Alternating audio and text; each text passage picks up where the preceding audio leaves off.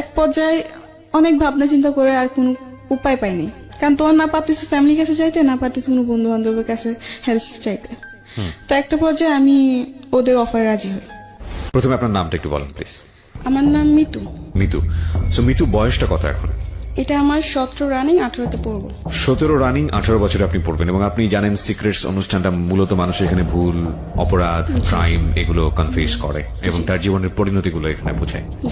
17 থেকে 18 বছর বয়সের যে ভয়ঙ্কর জীবন আজকে আমরা এখানে তুলে ধরতে যাচ্ছি, সেটা কিছুটা হলো আমাকে অনেক বেশি অবাক করেছে। বাট আমার অবাক হওয়ার যে ব্যাপারটা, সেটা আসলে এখন আর অতটা বেশি কাজ করে না। প্রথম দিকে অনেক কাজ করতো যখন আমি গল্পগুলো শুনতাম, কারণ আমি এত বেশি শুনেছি যে আমার এখন আর ওইভাবে কাজ করে না।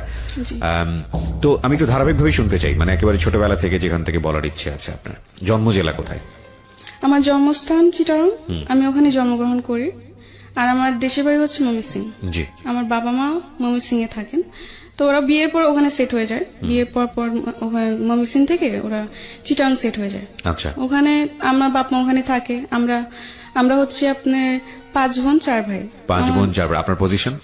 আমি হচ্ছে বোনদের মধ্যে 4 নাম্বার। আমার ছোট একজন আছে, আমার বড় 3 জন। জি। 9 ভাই বোনের মধ্যে আপনি হচ্ছেন 4 নাম্বার। জি জি। তো ওখানে আমি যখন আমার 7-8 বছর বয়স, 8 বছর না, ধরেন 6 থেকে 7 বছর বয়স, তখন আমরা ওই দেশ থেকে চলে আসি। জি। আমাদের ওখানে জমি জামা সব বিক্রি করে আমরা ময়মনসিংহে চলে আসি। আসার পর আসার পর এখানে আমরা ঘর দর তোলা হয়, বাড়ি করার পরে আমি স্কুলে ভর্তি হই। ঠিক আছে। এর মধ্যে বলে রাখি, আমার আব্বু, যেহেতু আমার কোনো বড় ভাই নেই, আমার আব্বু পুরা সংসারের দায়িত্ব। আচ্ছা, কি করতেন উনি? পেশায় কি ছিলেন উনি? আপনি রাঙামাটি এখনো করে, সেই কাজটা সে এখনো করে। রাঙামাটি হচ্ছে আপনি পাহাড় থেকে পাহাড়িরা বাঁশ কেটে দিবে, ওই বাঁশটা নিচে নামায় ট্রাকে ভরে এটা মানে বিভিন্ন জায়গায় পাঠানো হয়। আচ্ছা, এই কাজটাই মূলত করেন? হ্যাঁ, আমার বাবা এটা করে। আর এতে তার রোজ ইনকাম হচ্ছে আপনার 1000, 1200, 1500 টাকা রোজ ইনকাম হয়। ঠিক মতো করতে পারলে, তুমি না করতে পারে তাহলে খুব কম হয়। আচ্ছা। তো এই দিয়ে আমার ফ্যামিলি সংসার চলে আর কি। তো আমার বাবাও তো এত বড় সংসার, আমরা 9 ভাই বোন, ধরতে 11 জন টোটালি ফ্যামিলিতে। তো যাই হোক, টোটালি ফ্যামিলিতে 11 জন। তো আমার যিনি বড় বোন, ঠিক আছে, সে আব্বুর উপর পুরা চাপটা পড়ার কারণে দেখা যাচ্ছে হয় না, খুব কষ্ট করে সংসার চলে, এমনকি খুব প্রবলেমের মধ্যে যেতে হয়। ঠিক মতো খাওয়া দাওয়া খেতে পারে না বা ওষুধপত্র খেতে পারে না আম্মু। তো আমার বোন বলে যে বাসা বাড়ি চাকরি করবে, কাজ করবে সে। তো আমার বোন অনেক ছোট থাকতে বাসা বাড়ি কাজে করে। যখন মাসে 100 টাকা ছিল, তখন থেকে আমার বড় বোন বাসা বাড়ি কাজ করে। জি। আর আমার বড় বোনের পরে উনি যিনি ছোট ছিলেন তিনি চলে যায়। আচ্ছা। তারপরেও আমার বড় যিনি তিনি চলে যায়। এতে আমার মানে সবাই কি কাজের বাড়িতে গিয়ে যে না, মানে একটা বাসায় থাকে। আচ্ছা, একটা বাসায় থেকে কাজ করতো? হ্যাঁ, কাজ করতো। আর খাওয়া দাওয়া সব ওদের উপর ছিল। ওকে। মাস শেষে যে স্যালারিটা দিত এটা বাড়িতে পাঠিয়ে দিত। তো এমনি করে আমাদের সংসার চলে। তখন তো আমি অনেক ছোট, আমি পড়াশোনা করছি স্কুলে। তো যখন আমি স্কুলে যেতাম, পড়াশোনার সাথে সাথে আমার ফ্যামিলি অনেক দায়িত্ব ছিল, যেহেতু আমি বোনদের মধ্যে বড় ছিলাম। আমার 3 বোন তো ঢাকায় শহরে থাকতেন, চিটাগাংয়ে থাকতেন তারা। আমাদের অনেক ঋণ ছিল, মানে ধার করে অনেক জন থেকে টাকা নেওয়া হতো। কারণ দেখা যাচ্ছে আমার আম্মু অনেক অসুস্থ ছিল, তো অসুস্থ থাকার পর আমার আম্মুকে হসপিটালে ভর্তি করানো হয়। তো তখন অনেক টাকা লেগে যাওয়ার পর ওগুলো ধার করে নেওয়া হয় লাভের উপরে। যে 5000 আনলে 6 মাস পরে 5000 টাকার মধ্যে 2500 টাকা লাভ দিতে হবে। আচ্ছা। এরকম ভাবে আনা হয়। তো অনেক টাকা এই মানুষ থেকে আনা হয়েছে। তো ওগুলো ভাঙার জন্য আমার বোনরা ডিসাইড করে যে ওরা বাসা বাড়ি কাজ করবে। তো স্কুলে যেতাম, তখন স্কুলে বসে বসে দেখতাম মাদ্রাসার মানুষ যেত, মানে মেয়েরা যেত বোরকা পরে, হাতে টিফিন কানি বাটি নিয়ে। তো আমার খুব ইচ্ছে হতো আমিও যদি যেতাম এভাবে, তো কত ভালো হতো। আমার স্বপ্ন ছিল, আমার ছোট থেকে একটা স্বপ্ন যে আমি পড়াশোনা করবো, কিছু একটা হব, নিজের পায়ে দাঁড়াবো। আমি পড়ার দিকে আরবি বলেন বাংলা বলেন দুই দিক থেকে ভালো ছিল। এগুলো খেয়াল রাখবেন প্রিয় শ্রোতা, একটা শিশু কোমলমতি মন নিয়ে পৃথিবীতে আসে এবং সব ভালো ইন্টেন্স গুলো নিয়ে দুনিয়াতে আসে। আমাদের সমাজ, আমাদের সিস্টেম, আমাদের পারিপার্শ্বিক অবস্থা কখনো কখনো এই চমৎকার মন নিয়ে আসা শিশুদের উপরে এমন বাস্তবতাকে চাপিয়ে দেয় যে তাদের জীবনটা দুর্বিষহ হয়ে যায়। বুঝতেই পারছেন আজকে যেহেতু সিক্রেটসটা আছে, তার মানে নিজের ভুলগুলো নিয়ে এখানে এসছে। সো ধৈর্য ধরে এই বিষয়গুলো খেয়াল রাখবেন, যাতে করে ওর যখন মন্দ দিকগুলো এখানে রিভিল হবে, তাতে করে আপনাদের এই ভালো দিকগুলোর কথা মনে করে নিজের রিয়ালাইজেশনটা হয়। আমরা সবসময় যে কথাটা বলি যে একজন মানুষ যিনি এখানে কনফেস করছেন তার দিকে আঙ্গুল তোলা আমাদের উদ্দেশ্য নয়, তাকে শুনে তার জীবনের পরিণতি জেনে নিজে সচেতন হওয়াটাই মূলত আমাদের অনুষ্ঠানের উদ্দেশ্য। তো আমার খুব ইচ্ছে ছিল আমি যদি মাদ্রাসা যেতাম এভাবে, তাহলে তো আমিও টিফিন ক্যান করে ভাত নিয়ে যেতাম। আর আমার খুব শখ এগুলো, আমার ছোট থেকে যেমন কিছু কিছু শখ আমার খুব গেছিল। আমি জালি দিয়ে মাছ মারতে খুব পছন্দ করতাম। আচ্ছা, ভিলেজে। বুঝতে পারছেন যে একেবারে গ্রাম অঞ্চলে বড় হওয়া। জি জি। তো আরো কিছু শখ আছে, যেমন শাড়ি পরা। মেয়েদের খুব কমন শখ। হ্যাঁ, যাই হোক এরকম কিছু শখ। আর ছোট থেকে আমি ছেলেদের সাথে চলাফেরা করতে বেশি পছন্দ করতাম। আচ্ছা, মেয়েদের সাথে আমার খুব কমই চলাফেরা হতো, ঝগড়া হতো বেশি। আচ্ছা। ছেলেদের সাথে আমি বেশি ফ্রি থাকতাম। ছোট থেকে আমার এরকম শখ, ঠিক আছে। তো আমি স্কুলে পড়ি, স্কুলে পড়ার পর এক পর্যায়ে আমি আমার আম্মুকে বলি যে আম্মু আমি স্কুলে পড়বো না, আমি মাদ্রাসায় পড়বো। তো আমার আম্মু এটা শুনে অনেক খুশি হয় যে মাদ্রাসায় পড়বে, এটা তো খুব ভালো কথা। আমার মারও খুব ইচ্ছে যে আমার মেয়ে বা ছেলে মাদ্রাসায় পড়বে, একটা ভালো কিছু হবে, এটা আমার মার খুব শখ। জি। যার জন্য আমার দুই ভাইকে এখন মাদ্রাসায় ভর্তি করানো হয়েছে। আচ্ছা। তো আস্তে আস্তে আমি মাদ্রাসায় যাই এভাবে। যেরকম আগে স্কুলে যখন যেতাম তখন সকালবেলা আরবি পড়তাম, আরবি পড়ে নাস্তা করে আবার সকালে স্কুলে চলে যেতাম। স্কুল থেকে এসে গোসল টোসল করতাম, মাছ টাছ মেরে গোসল করতাম, গোসল করে খাওয়া দাওয়া করে বাজারে যেতাম। জি। বাজার টাজার করে আনতাম, যেহেতু আমার আব্বু দেশে থাকতো না। আমার আব্বু মাসে 2-3 মাসে একবার আসতেন এরকম ভাবে, আর টাকা পাঠাই দিত। আচ্ছা। আমার বোনরাও টাকা পাঠিয়ে দিত, আর ফোনে কথা হতো। তো এমনি করে সব দায়িত্ব আমার দেখতে হতো, যেমন সবকিছু মাছ মারা থেকে শুরু করে লাকড়ি আনা, তারপর বাজার টাজার সম্পূর্ণ সবকিছু আমি করতাম।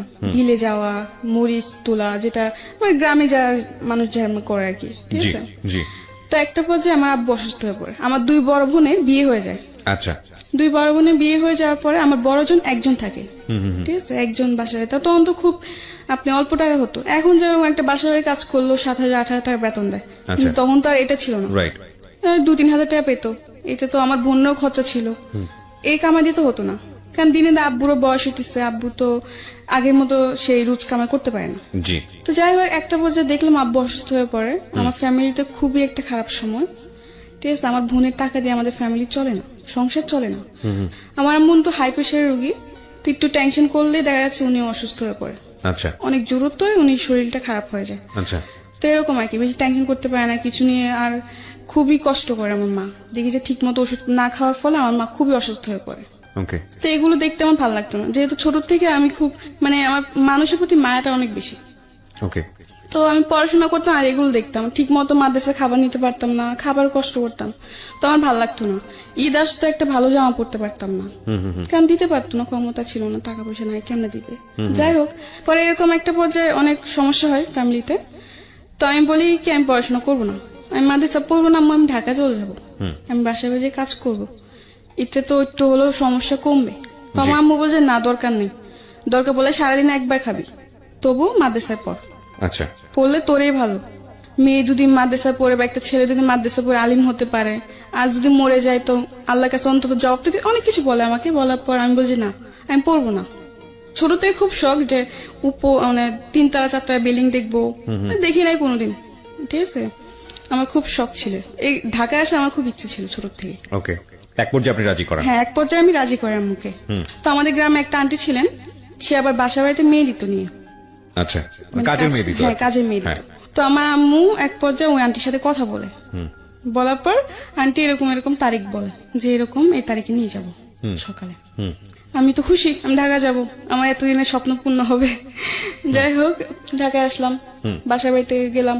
ফার্স্টে মন বসতো না, কান্না করতাম। তখন আমি ছোট ছিলাম, তখন আমার বয়স ছিল 10 বা 11-র মধ্যে, এরকম কিছু একটা বয়স, ঠিক আছে। কাজ করতে করতে কান্না করতাম, বা কাজ সেরে কান্না করতাম, রাত্রে ঘুমাইতাম না, কান্নাকাটি করতাম। তো এমনি আস্তে আস্তে কান্নাকাটি করতে করতে একসময় আমার মন বসে যায়, আচ্ছা, ভাল লাগতে থাকে। আচ্ছা। একটা বাসার মধ্যে প্রায় 8-9 মাস ছিলাম। তো 8-9 মাস বেশ ভালোই ছিল, ঠিক আছে। একটা পর্যায়ে দেখি যে বাসায় থাকি ওই বাসার আন্টি খুব চিল্লাপাল্লা করে, বা সাধারণ কিছু নিয়ে বকাঝকা করে, সন্দেহ করে। আর ওই বাসাটা আমাদের কিরকম ছিল যে উনিরা আবার ওরা গ্রামেরই, ঢাকার মিডিল ক্লাস ফ্যামিলি, বেশি বড় লোক না ওরা, খুব ওদের মার্কেটে একটা দোকান ছিল, ওটা দিয়ে আর কি চলতো। তো ওদের বাসায় আমি কাজ করতাম, তখন আমার বেতন ছিল মাত্র 1500। তো মাস শেষে বেতন বাড়িতে পাঠিয়ে দিতাম, আব্বু নিয়ে যেত, না হলে আম্মু নিয়ে যেত, না হলে তখন তো মনে হয় বিকাশ ছিল কি ছিল না আমার পুরোটা খেয়াল নাই। তো যাই হোক এমনি করে বাড়িতে টাকা পাঠাই দিতাম, আমি রাখতাম না। জি। তো এমনি 8-9 মাস করার পর দেখলাম যে আন্টি অযথা বকাঝকা বা গায়ে হাত তুলতে আসে, জি। এরকম কিছু একটা করে। তো আমি বলছি আমি থাকবো না। আচ্ছা যাই হোক, থাকবো না। তো আমার বলে কেন থাকবে না, এসে অনেক কিছু করে ওই বাসাতে আমি চলে আসি। চলে এসে আরেকটা বাসায় যাই, ঠিক আছে।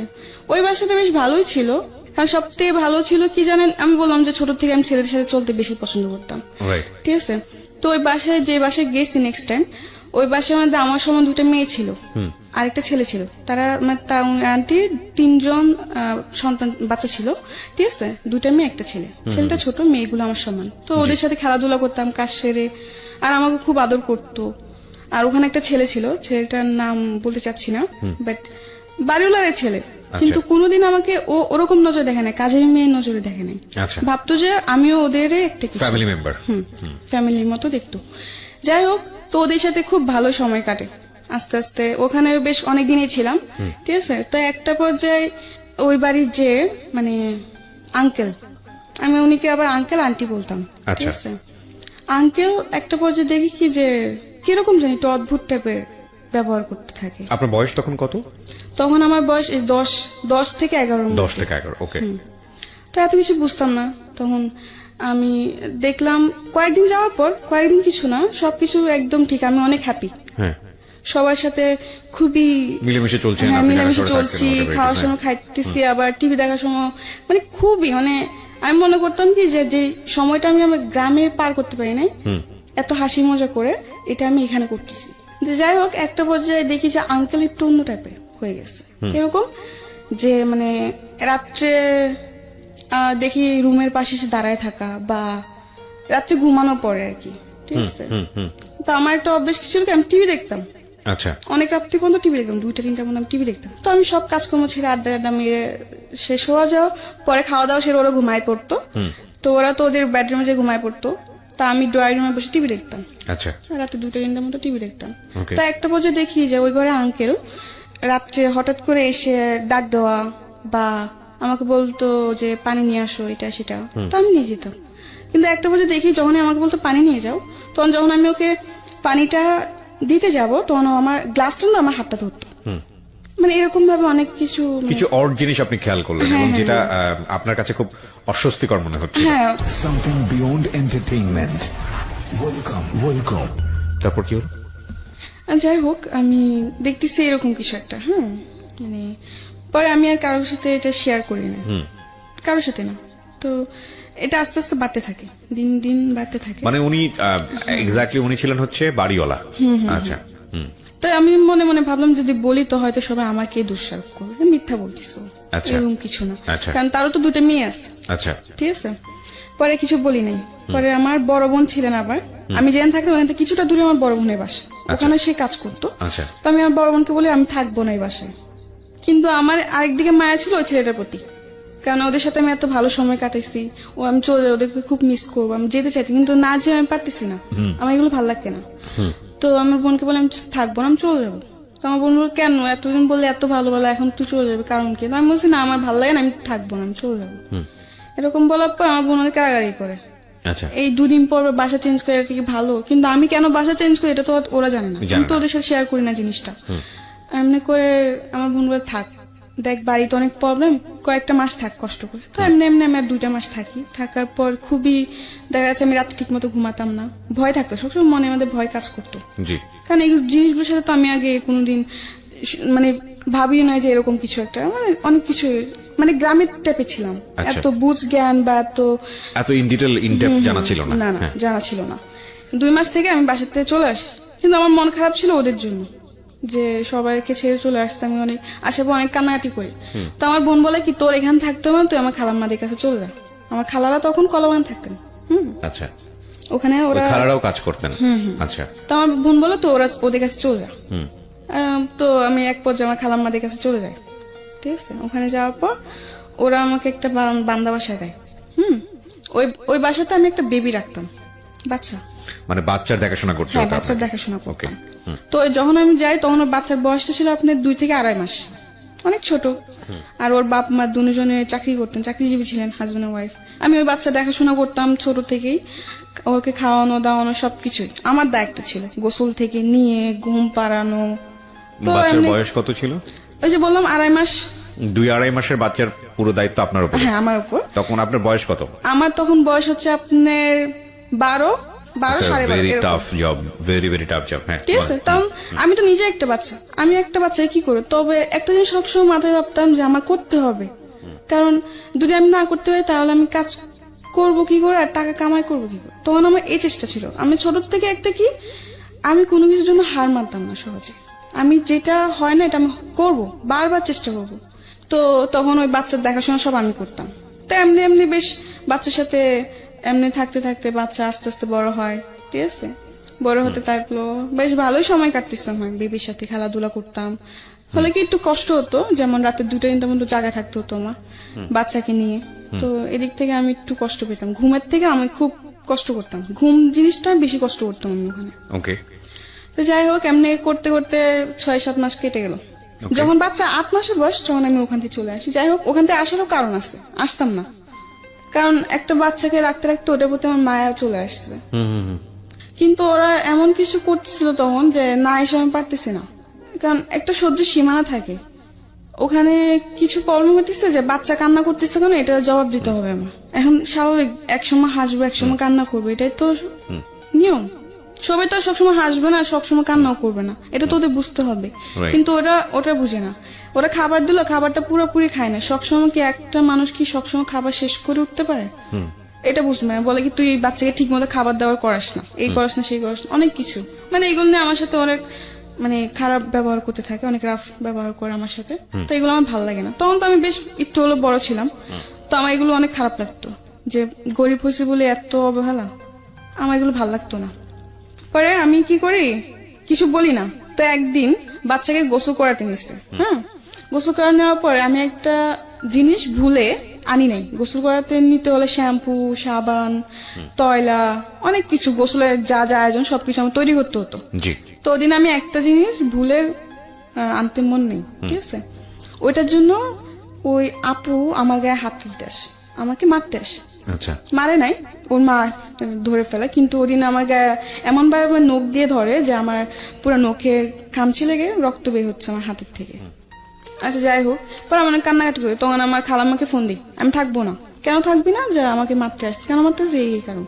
তো আমি বলছি হয় এরকম মাঝে মধ্যে, থাক, এগুলো হয়। আমি বলছি না আমি থাকবো না, এগুলো হয় মানে আমি এতদিন ধরে থাকি, এখন একটা ভুল হয়েছে দেখে ও আমাকে মারতে আসবে, এটা কোনো কথা? আমি রেগে যাই। তো আমার খালাম্মা বলছে আচ্ছা ঠিক আছে যা, থাকবি না তো থাকার দরকার নেই। এখানে একটা বিষয় একটু ইন্টারাপ্ট না করলেই নয়, হয়তো অনেকে মন খারাপ করবেন আমার ইন্টারাপশন দেখে, কারণ গল্পের কন্টিনিউটি নষ্ট হয়। তারপর বিনীতভাবে বলছি, because this is very important. ছোট বাচ্চা যেসব কাজের লোক যারা টেক কেয়ার করে, তাদের কিন্তু শুধু ছোট বাচ্চার হ্যাসেলটা নিতে হয় না, আরেকটা ভয়াবহ রকমের হ্যাসেল আছে, সেটা হচ্ছে এই মায়ের হ্যাসেল।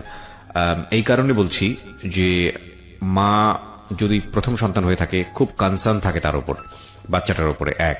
আর 2 নম্বর হচ্ছে মেডিকেলি আপনারা যদি যোগাযোগ করেন তাহলে দেখবেন ওই সময় শরীরে একটা হরমোন থাকে মায়েদের শরীরে, যেটা তাদের অনেক বেশি অ্যাংরি রাখে, অনেক বেশি রাগান্বিত রাখে। সো পান থেকে চুন খসলেই দেখবেন যে অনেক বেশি মেজাজ করছে। তো ওই হ্যাসলটাও কিন্তু ওই কাজের লোকের উপরে গিয়েই পড়ে। সুতরাং বুঝতেই পারছেন ইটস এ ডিফিকাল্ট জব। আমরা মাদেরকে নিয়ে কথা বলি, কিন্তু যখন এটা ডাইভার্ট হয়ে কাজের মানুষের উপর চলে যায়, তখন কিন্তু সেটা আরো ভয়ানক আকার ধারণ করে। এবং 12-13 বছরের ছোট্ট একটা কাজের মেয়ে, তার কিন্তু এই জিনিসটা বোঝার বিষয় না। সো খুব স্বাভাবিকভাবেই তার উপরে হ্যাসলটা অনেক বেশি হয়, যেটা ওর জায়গা থেকে কিছুটা হলেও আমার কাছে মনে হচ্ছে যে এরকম হলেও হতে পারে। হ্যাঁ বলেন। তারপর পরে আমার খালাম্মাকে আনার পর আমার খালাম্মা বলে থাক, তার বলছি না আমি থাকবো না, আমার এগুলো ভালো লাগে না, আমার বাচ্চা একটা খুব কষ্ট হয়, আমার ঘুমে খুব কষ্ট হয়। আমি দেখা যাচ্ছে বাচ্চা রাখতে রাখতে বিকাল 4টা-5টা হয়ে যায়, আমি দুপুরে খাবার খেতে পারি না। বাচ্চা ঘুমালে তবে আমার খেতে হবে, ঠিক আছে। এখন বাচ্চা না ঘুমালে এমন দিন যায় 4টা-5টা বাজে আমি দুপুরে খাবার খেতে পারি না। আবার বোর সকালবেলা উঠতে হয়, রাত 2টা-3টা বাজে শুয়ে আবার বোর 6টা-7টার সময় উঠা অফিসে যাবে, তোর সবকিছু তৈরি করতে এমনি আমার খুবই কষ্ট হয়ে যায়, আমি অসুস্থ হয়ে পড়তেছিলাম। তো এমনি বললো আচ্ছা ঠিক আছে আর 1টা মাস থাকতো, আর একটা বাসা দেখে তখন নিয়ে যাবো তোকে। তো আমি বলছি আচ্ছা ঠিক আছে। তো এমনি বলে আপুদের সাথে কথা বলে আমার খালাম্মা যে ঠিক আছে তোমরা একটা নতুন মানুষ দেখে নাও, আমার বোনজি থাকবে না, তো ওকে আমরা 1 মাস পর নিয়ে যাবো, তোমরা 1 মাসের মধ্যে আরেকটা মানুষ নিয়ে নাও। তো আচ্ছা ঠিক আছে। তো ওখান থেকে আমি চলে আসি, চলে আসার পর আমি আরেকটা বাসে যাই, ঠিক আছে। ওখানে যাওয়ার পরে ওখানে আপনি ছিল হচ্ছে আঙ্কেল আন্টি 2জন জব করতো, উনি 2 মেয়ে ছিল। 2 মেয়ে থেকে 1 মেয়ে বিয়ে হয়ে পর শ্বশুর বাড়িতে, আরেক মেয়ে ভার্সিটিতে পড়ে, আচ্ছা কলেজে পড়ে। তো আচ্ছা ওখানে বেশ ভালোই কাটতেছে সময়, কিন্তু একটা পর্যায়ে আবার সে একই প্রবলেম লক্ষ্য করলাম যে আঙ্কেল একটু মানে তার নজর একটু অন্যরকম হয়ে গেছে। তখন আপনি মোটামুটি বোঝেন যাদের ব্যাড ইন্টেনশন আছে, আপনি এটা তখন মোটামুটি বোঝেন। বুঝি, হালকা হলে বুঝি। আচ্ছা, তো যাই হোক, পরে ভাল লাগে না। এই তখন মনে মনে বলি যে আমি যেখানে যে আমার কপালে কি এগুলোই মিটে, এগুলোই জুটে, আমার কি একটা ভালো বাসা হবে, জুটবে না কপালে, এগুলো বলে কান্নাকাটি করতাম আর কি। তো আবার বলে আমি থাকবো না, ঠিক আছে। তো এক পর্যায়ে আমার খালাম্মার রাগারাগি হবে, থাকবে না মানে রোজ রোজ বাসা পাল্টানো, কয়েকদিন পর বাসা পাল্টানো, এগুলো কি মানুষ ভালো বলে? এই সে অনেক কিছু বললো। তো আমি বুঝি না, আমি থাকবো না, যে আমি আর বান্দা বাসা চাকরি করবো না। এক পর্যায়ে বলে আমি বান্দা বাসা চাকরি করবো না। আচ্ছা। তো বলে তো করবি না তো কি করবি? তো আমি বলছি আমি চাকরি করবো। তুই তোকে এখন কে চাকরি দিব? আমি বলছি কে চাকরি দিব মানে? মানুষকে চাকরি করে না, আমিও চাকরি করবো। আর না হলে আমি রাত্রে কোনো বাসে থাকুম না, আমি সারাদিন কাজ করবো, রাত্রে হলে চলে আসবো। এরকম ভাবে অনেকজন এখনো করে। তো ওরকম ভাবে আমি বললাম যে করবো। তো আমার খালামা ফার্স্ট রাজি হয় যে না ও। তো আমার খালামা বলে কি, ও সারাদিন কাজ করে ঘুরবি ফিরবি, বাইরে বাইরে ঘুরবি, এগুলো করতে চাস তোরা, এসে অনেক কিছু বাজে বাজে কথা বলে। তো আমি বলছি না, আমি কাজ করব, এতে আমি কোনো শয়তানি করবো না, তোমাদের কথা মতো আমি চলবো। তো আমার খালামাকে বলো ফার্স্টে রাজি হয় না, পরে অনেক জোরাজুরি করে আমি রাজি করাই, ঠিক আছে। তো আমি চলে যাই, ওই বাসা থেকে চলে যাই। যাওয়ার পরে একটা বাসা নিই, সারাদিন থাকি, রাত্রে চলে আসি। ওখানে আপনি হচ্ছে রান্না বান্না। তো আমি তো ছোট ছিলাম, আমি রান্না বান্নাটা বুঝতাম, কিন্তু আমার চেষ্টা ছিল আমি করবো, আমি শিখবো, না শিখলে আমি ভবিষ্যতে রান্না করবো কি করে, আমি এটা ভাবনা ছিল। তো আচ্ছা ঠিক আছে, তো ফার্স্টে গেছি, ওই ঘরে আন্টি দেখাই দিত, ঠিক আছে। ওই ঘরে আন্টি আবার নিয়মটা হচ্ছে কি, উনিও জব করতো, বাট উনি হাজবেন্ডের সাথে উনি ডিভোর্স হয়ে যায়। আচ্ছা, ঠিক আছে, ডিভোর্স হয়েছে, উনি 2টা মেয়ে থাকে, ভালোই, 2টা মেয়ে খুব ভালো, এবং অনেক ভালো ছিল। তো ওখানে আমি রান্না বান্না করি। তা একটা পর্যায়ে দেখতেছি রান্না বান্নার, হ্যাঁ ওখানে আমি একটা জিনিস লক্ষ্য করে, ওখান থেকে চলে আসে একটাই কারণ, ঠিক আছে। আমি যেটা সত্য কথা, আমি যে আন্টি বাসে থাকতাম, সে আন্টি একটু ব্যবহারটা অন্যরকম ছিল। আচ্ছা, ঠিক আছে, যেহেতু উনি হাজবেন্ড থাকতেন না, উনি যে ডিভোর্স হয়ে যায়, কিন্তু আন্টির সাথে উনি হাজবেন্ড কোনো সম্পর্ক ছিল না, কিন্তু মেয়েদের সাথে ওর বাবা তো কথা বলবেই। তো যাই হোক, তো একটা বছর দেখি কি, যা আন্টি বাসায় প্রতিদিন একটা লোক আসে, কিন্তু যখন আমি প্রশ্ন করলাম কে ওদের মেয়েকে, তখন বলে যে জানি না, আঙ্কেল, ঠিক আছে। কিন্তু আচ্ছা, যখন ওরা মেয়েরা বাসায় থাকতো না, তখন ওই আঙ্কেল রাত্রে আসতো, রাত্রে আসে সারা রাত থেকে সকালে যেত। তো এগুলো আমার ভাবাতে লাগলো, কি ব্যাপার, উনি আসে কিছু না, আবার আন্টির রুমে থাকে। যাই হোক, এরকম ভাবে ওরা আঙ্কেলটা আসে, ঠিক আছে। আঙ্কেলটা আসলে আস্তে আস্তে অনেক কিছু জিনিস দেখে আমার মনে সন্দেহ হতে লাগলো। তখন তো আমি একটু হলে বুঝতাম। তো একদিন আমি আন্টি ওই আঙ্কেলটা কে? বলে কি ওটা তোর আঙ্কেল। আমি বলছি আঙ্কেল মানে? বলে কি বিয়ে করছে। কিন্তু ওই আঙ্কেলের শুনলাম যে আবার তার আরেকটা সংসারও আছে। আচ্ছা, আমি কিছুটা হলে বুঝতে পারছি যে যেগুলো হচ্ছে সেগুলো ঠিক না, কারণ আঙ্কেল একটা সংসার আছে, আঙ্কেল হয়তো আরেকটা বিয়ে করছে, বা মানে আপনার কাছে ভালো লাগছিল না বিষয়টা? ভালো লাগতেছিল না। হ্যাঁ। তো আমি বলি কি আমি এখানে থাকবো না।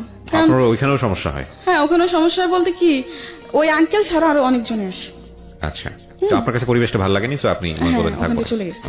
যাই হোক, যাওয়ার পর আমি বলি কি যে আমি আর বাসায় কাজই করবো না, আমি চাকরি করবো, আমি গার্মেন্টস করবো, আর না যে কোনো একটা চাকরি করবো। বলে কি এত ছোট মেয়েকে গার্মেন্টস চাকরি দিবে না, এটা সেটা ওইটা তুই পারবি না। তো আমার খালাম্মার সাথে একটা মেয়ে থাকতো, সে আবার গার্মেন্টসে চাকরি করতো। তো আমি বললাম কি আপু, তুমি না আমার জন্য একটা গার্মেন্টসে চাকরি দেখো, আমি না তোমার সাথে চাকরি করবো। তো ও বলে কি আচ্ছা ঠিক আছে দেখবো না, এমনি করে বলে কি আচ্ছা ঠিক আছে দেখবো না। এমনি 1 মাস কেটে যায়, মানে সিরিয়াসলি নেয় না আর কি? না সিরিয়াসলি নেয় না জিনিসটা। তো কেটে যাওয়ার পরে আমি কোনো চাকরি টাকরি করি না, এমনি 1 মাস কাটলো, 2 মাস কাটলো। 2 মাসে আমার খালাম্মা আমার কাছে 5,000 টাকা ধার পেয়ে যাবে, কারণ তার কারণে খাওয়ার বিল দিতে হতো, খাওয়া থাকা 2,500 মাসে দিতে হতো। তো এমনি 2 মাস আমি পুরা বসা, আমার বাড়িতে টাকা পাঠাতে পারতেছি না, ঠিক আছে। আর দ্বিতীয়ত হচ্ছে আব্বু ঠিক মতো কাজ হচ্ছে না, কাজ বন্ধ, অনেক সময় দেখা যাচ্ছে কাজ বন্ধ থাকে, গাড়ি ঘোড়া অফ থাকে। 2 মাস পরে কোনো চাকরি হয় নাই, আমি খুব চিন্তায় পড়ে গেছি। এত টাকা বাড়িতেও প্রবলেম হচ্ছে, সাইডে খালাম্মা এত টাকা পাবে কোথা থেকে, কি দিব না দিব, মাথা পুরা নষ্ট না। তো একটা পর্যায়ে একটা হসপিটালে চাকরি আসে, মানে হসপিটালে দেখাশোনা করার জন্য এরকম একটা চাকরি আসে। তো আচ্ছা আমি কাগজপত্র জমা দিই, আমার জমা নিয়ন্ত্রণ কার্ড ওখানে জমা দিই। আমি তো খুশি, যাই হোক একটা তো কাজ পাইছি। তখন ওখানে স্যালারি ধরছে আপনি 10,000, আমি তো আরো খুশি। যাই হোক 10,000 টাকা স্যালারি পর মাসে 5,000 টাকা বাড়িতে পাঠিয়ে দিব, আর 5,000 টাকা আমার নিজের জন্য রাখবো, আমি বেশ ভালোই। তো ঠিক আছে, ওখানে জবটা নিচ্ছে হয়েছে 8 ঘন্টা করে ডিউটি। আচ্ছা, তো আমি যেখানে থাকতাম ওখানে 3-4 জন নিচ্ছে এই একই কাজ। তো আমরা একই সাথে যেতাম, একই সাথে এমনি 1 মাস করে ওই জবটা, ঠিক আছে।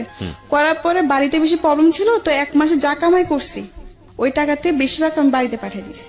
পরে আমার কাছে ফোন ছিল না, তো একটা ফোন কিনলাম। তো এতে তো আমার খালাম্মার টাকা দেওয়া পড়ে নাই। তো এই 3 মাসের মধ্যে কত টাকা জমে গেছে। এরপরে একটা প্রবলেম কেন, ওই চাকরিটা চলে যায়। আমি ছাড়ি না চাকরিটা, মানে যারা এটা কিন্তু একটা আপনার একজনের ডিলের মাধ্যমে এটা আনা হয়, আচ্ছা, ঠিক আছে, বিভিন্ন জায়গায় দেয় কি লোক। আচ্ছা। তো ওদের মধ্যে একটা কি জানি প্রবলেম হওয়ার কারণে আপনার চাকরি চলে যায়? হ্যাঁ, আমরা সবার চাকরি চলে যায়। ওকে, মানে যাদেরকে যারা- চাকরি দিয়েছিল তাদের সবার চাকরি হ্যাঁ, চলে যায়। চলে যায়। তো এখন আমি আবার বসা, ঠিক আছে। আবার বলে রাখি, এই চাকরির মাধ্যমে ঠিক আছে একটা ছেলের সাথে আমার পরিচয়। ওই যে বললাম ফোন কিনছি, ঠিক আছে। ফোন কেনার পর টাচ ফোনে কিনছি, কম দামি আর কি। ফোন কিনছি, পর আমার ফোনে প্রবলেম, আমি কারণ বাজার নিয়ে গেছি, ছেলেটার দোকানটা কারণ বাজার, ফোন সার্ভিসিং এ করে, আবার দেখা যাচ্ছে ফোনে গান টান লোডও দেয়, এরকম একটা। তো ওই ছেলের কাছে যাই, ঠিক আছে। তো ওদিন টাচ ফোন, মেমোরিতে প্রবলেম, সেটে ফ্লাশ দিতে হবে, পুরা সেট বাইরে সেগা হয়ে গেছে। তো ওদিন আমার কাছে টাকা শর্ট ছিল, 250 টাকা না ফ্লাশে ছেলেটা। তো যাই হোক, ওই ছেলেটা কি করলো, আমার ফোন টোন পুরো ঠিক করে দিচ্ছে, ঠিক আছে। তো আমার কাছে টাকা পাবে হচ্ছে 450 টাকা পাবে, কিন্তু আচ্ছা। ওদিন আমার কাছে টাকা ছিল হচ্ছে 200। আচ্ছা, তো এখানে আরো অনেক টাকার পার্থক্য না। তো আমি ওই ছেলেটাকে বললাম কি, আচ্ছা ভাইয়া শুনেন, আমি তো পুরো টাকা আনি নাই, আপনি ছেলেটাকে ফার্স্ট টাইম বলছি, দেখেন ভাইয়া এত কিছু করতে হবে না, জাস্ট আপনি আমার ফোনটা ঠিক করে দেন হালকা ভাবে, যেন আমি কিছু চলতে পারি, পরে আমি ঠিক করবো, আমার কাছে টাকা নাই বেশি। তো ছেলেটা বললো কি, সমস্যা না, আমি আপনাকে ঠিক করে দিই, আপনি পরে যে পরে টাকা দিয়ে দিন, এমনি বলে আর কি। পরে আমি নাম্বারটা দিই, নাম্বারটা দেওয়ার পর আমি বাসায় চলে আসি। আসার পর 2 দিন পর ছেলেটা আমাকে ফোন দেয়। ছেলেটা ফোন দেওয়ার পর আমাকে ভালো মন্দ জিজ্ঞাসা করে, আমি কে, এরকম না, তো পরিচয় দেয় আর কি। তো আমি বলছি ও আচ্ছা। তো আমি বললাম হ্যাঁ আমি ভালো আছি। এমনি আস্তে আস্তে ও ফোন দেয়, ঠিক আছে। তখন আমি কোন ছেলের সাথে কথাবার্তা বলতাম না, আমি আমার গ্রামে একটা ছেলেকে লাইক করতাম, আচ্ছা, আচ্ছা, পছন্দ করতাম আর কি, ওকে। কিন্তু কোনো প্রকাশ করি নাই। তো যাই হোক, ওই ছেলেটা আমাকে ফোন দিতে থাকে এমনি আস্তে আস্তে। তো আমিও কথাবার্তা বলতে আমার খুব ভালো লাগতেছিল তখন। তো আমার কিছু অতীত আছে, এগুলো আমি বলি সকলের সাথে। অতীত বলতে মানে আপনি কিছু ঘটনা ছেড়ে আসছেন? হ্যাঁ, কিছু ঘটনা আমি ছেড়ে আসছি, ওই ঘটনাগুলো আমি বলতে চাই। ওকে, প্রিয় শ্রোতা, আমরা একটু ফ্ল্যাশব্যাকে যাচ্ছি। আমরা একটা জায়গায় আছি, সেটা হচ্ছে এই ছেলেটার সঙ্গে মূলত এর পরিচয় ফোনের মাধ্যমে। যে ছেলেটার নামও বলেনি, প্রয়োজন হলে আমরা পরে জিজ্ঞেস করব। এই ঘটনার আগে কিছু ঘটনা আছে ওর জীবনে পরের, যেটা আপনাদের জানা প্রয়োজন। সেই ঘটনায় আমরা আপনাদেরকে নিয়ে যেতে চাই। Something beyond entertainment. Welcome. তারপর কি হলো? আচ্ছা, তো এমনি তো আমি ঢাকা শহরে বাসা বাড়ি কাজ করতাম, ঠিক আছে। তো একটা পর্যায়ে আমি এর মধ্যে কিছুটা সময় আমি দেশে ছিলাম, 5-6 মাসের মধ্যে, মানে 5-6 মাসের মধ্যে আমার দেশের যে থাকা ঘটনাগুলো সেগুলো বলবো। মানে এতটা আমার ফ্যামিলির থেকে আমি কেন দূরে চলে আসা, এই ঘটনাগুলো আমি বলতে চাইতেছি, ঠিক আছে। মানে যাই হোক, পরে এরকম হওয়ার পর আমি দেশে চলে যাই, ঠিক আছে। তো দেশে চলে যাওয়ার মানে পরে মানুষের বাসায় কাজ করতে করতে একসময় আপনি দেশে চলে যান? হ্যাঁ, দেশে চলে যাই। যে এসব টর্চার আমার ভালো লাগে না, ঠিক আছে, ভালো লাগে না দেখে আমি দেশে চলে যাই। দেশে চলে যাওয়ার পরে আমার খালারা রাগারাগি করে, তুই দেশে চলে যা।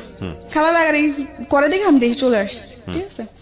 দেশে চলে আসি, আসার পরে আম্মু বলে কি ব্যাপার তুই চলে আসলি এসে। আমি বলছি মা এমনি চলে আসছি, ভালো লাগে না, আমি আর ঢাকা শহর যাবো না, কাজ করবো, আমি আবার আরবি পড়বো, কোরআন শরীফ নেবো, আমি কোরআন শরীফ পড়বো। আমি আম্মুকে বলে এরকম, আম্মু বলে আচ্ছা ঠিক আছে, কয়েকদিন বাড়িতে থাক, পরে আবার চলে যা। আচ্ছা, আমি বলে আচ্ছা। তো আমি এক পর্যায়ে বলে আচ্ছা, পরে বলি যে না যাবো না। তো আমার আম্মু বলে কি যাবি না মানে, আর আমি ছোট থেকে শান্ত ছিলাম, কিন্তু যখন আমার 12-13 বছর বয়স, তখন থেকে আমি অনেক দুষ্ট হয়ে গেছি। আচ্ছা, দুষ্ট বলতে কি, গ্রামে যাওয়ার পরে এইদিকে দৌড় মারতাম, ওদিকে দৌড় মারতাম, একটু হলো তো আমি বড় হয়েছি। দুরন্ত ছিলেন আর কি? হ্যাঁ, দুরন্ত ছিলাম। মানুষ এটা বলতো ওটা বলতো, গ্রামে তো দেখা যাচ্ছে 12 বছর মেয়ে অনেক বড় হয়ে যায় তাদের জন্য। তো যাই হোক, পরে আমার আম্মু বলে কি এমনি তো আর রাখা যাবে না, আমি দুষ্টুমি করে দেখে মানুষ বিচার দেয়, আমার আম্মুর কাছে বিচার দেয়। তো আম্মু বলে কি এমনি তো আর রাখা যাবে না। আবার আমি বলে কি আমার দুলাভাই তো ছোট থেকে আমাকে খুব আদর করে বড় করছে। হ্যাঁ, আমি খুব আদরের শালী। যখন আমি ঢাকা চলে যাই, আমার দুলাভাই খুব রাগ করে, কেন ঢাকা পাঠাই দিছে। আচ্ছা, না আমাকে তো পাঠাই, আমি তো নিজে গেছি ঢাকায়। তো যাই হোক, তো আমার দুলাভাই আমাকে নিয়ে, আমার প্রতি আমার দুলাভাই খুবই গেছিল, দুর্বল ছিল। দুর্বল বলতে কি, যে বোন হিসাবে অনেক আদর করতো, আমার বোন হিসেবে আমার প্রতি অনেক দুর্বল ছিল আমার দুলাভাই, আচ্ছা আমিও তার প্রতি ছিলাম। তো যাই হোক, পরে এরকম চলতে থাকে, ঠিক আছে। তো একটা পর্যায়ে আমার ফ্যামিলি, তখন আমি গ্রামে, ঠিক আছে, আমার বোন জামাইরা, আমি বাড়িতে যাওয়ার পর আমার বোন জামাই, আমার ভাগ্নেরা সবাই আমাদের বাড়ি চলে আসে, সবাই একসাথে থাকি। তো একটা পর্যায়ে কি হয়, একদিন আমার দুলাভাই কাজ করতেছেন, তো আমি কি করলাম, শয়তানি করে যে পিছের থেকে উনিকে জাবড়ায় ধরলাম, কোমরে ধরে হাসতেছি, শয়তানি করতেছি। এটা আমার মামি দেখতে পারে। আচ্ছা মামি দেখতে পাই, মামি দেখার পর আমার আম্মুকে যে এটা বলে, আমার আম্মুকে আর আমার বোনকে এই জিনিসটা বলে।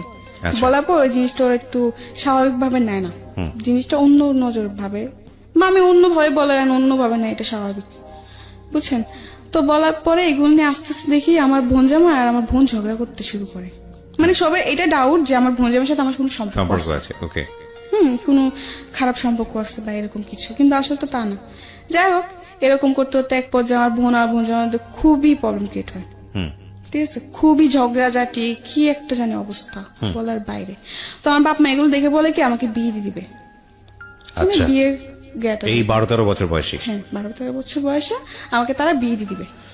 তো আমার বোন জামাই বলে যে না, এই বয়সে ওকে কেন বিয়ে দিবেন, ওর বড়জন বাকি মানুষ তো খারাপ বলবে যে ছোটটা বিয়ে হয়েছে বড়টা বিয়ে হয় না, তার মানে ছোটটা নিশ্চয় কোনো প্রবলেম আছে। তো আমার বোন জামাই ফার্স্টে রাজি হয় না, আমার মা বলে কি যে না বিয়ে দিব, কারণ ওদের সন্দেহ যে আমাকে যদি বিয়ে না দেয় তাহলে হয়তো আমি আমার বোন জামাইয়ের সাথে ভেগে যাবো, আচ্ছা, আমার বোনের সাথে আমরা বিয়ে করে ফেলবো, এরকম একটা কিছু, এটা আমার বোনের জীবনটা নষ্ট হয়ে যাবে। তো যাই হোক, তো অনেক চাপের মধ্যে, ঠিক আছে, আমার এই বিয়ে করতে হয়।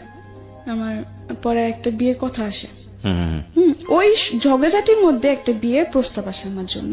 আচ্ছা, আমার মামা দেখে বলে রাখে, তো আমার মামা বিয়ের প্রস্তাবটা নিয়ে আসে, ঠিক আছে, কিন্তু যার সাথে আমার বিয়ের প্রস্তাবটা আনা হয় সে আমার থেকে অনেক বড়, আমার থেকে অনেক বয়স বেশি, তার হয়তো আমার 2 জন্মের বড় হবে, ওকে, অনেক বয়স।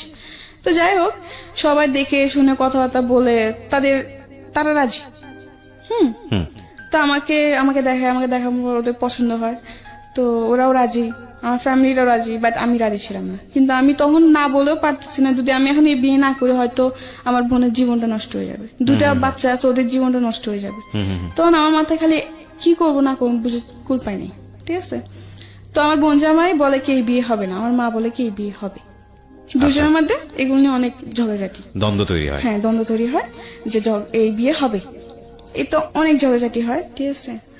তো আমাকে আমার মামার তো বোন একটা বলে কি দেখ তোর জামাই বুড়া, এসে অনেক কিছু বলে। তো আমার আম্মু এসে বলে কি একদম চুপ, আমার মামার তো বোনটাকে বলে যে একদম চুপ থাকো, কি ছেলেরা কি বুড়া হয়, ছেলেরা কি কোনোদিন বুড়া হয়, এগুলো বলে, গ্রামে এখনো বলে এগুলো, এই ছেলেরা বয়স হলে কি বুড়া হয়ে যায়, এটা ওইটা সেটা অনেক কিছু বলে, ঠিক আছে। তো ওদিন আমার কিছু, তো আচ্ছা যাই হোক, ওই দিন কথাবার্তা ফাইনাল, এই বিয়ে পুরো ঠিক, ঠিক আছে।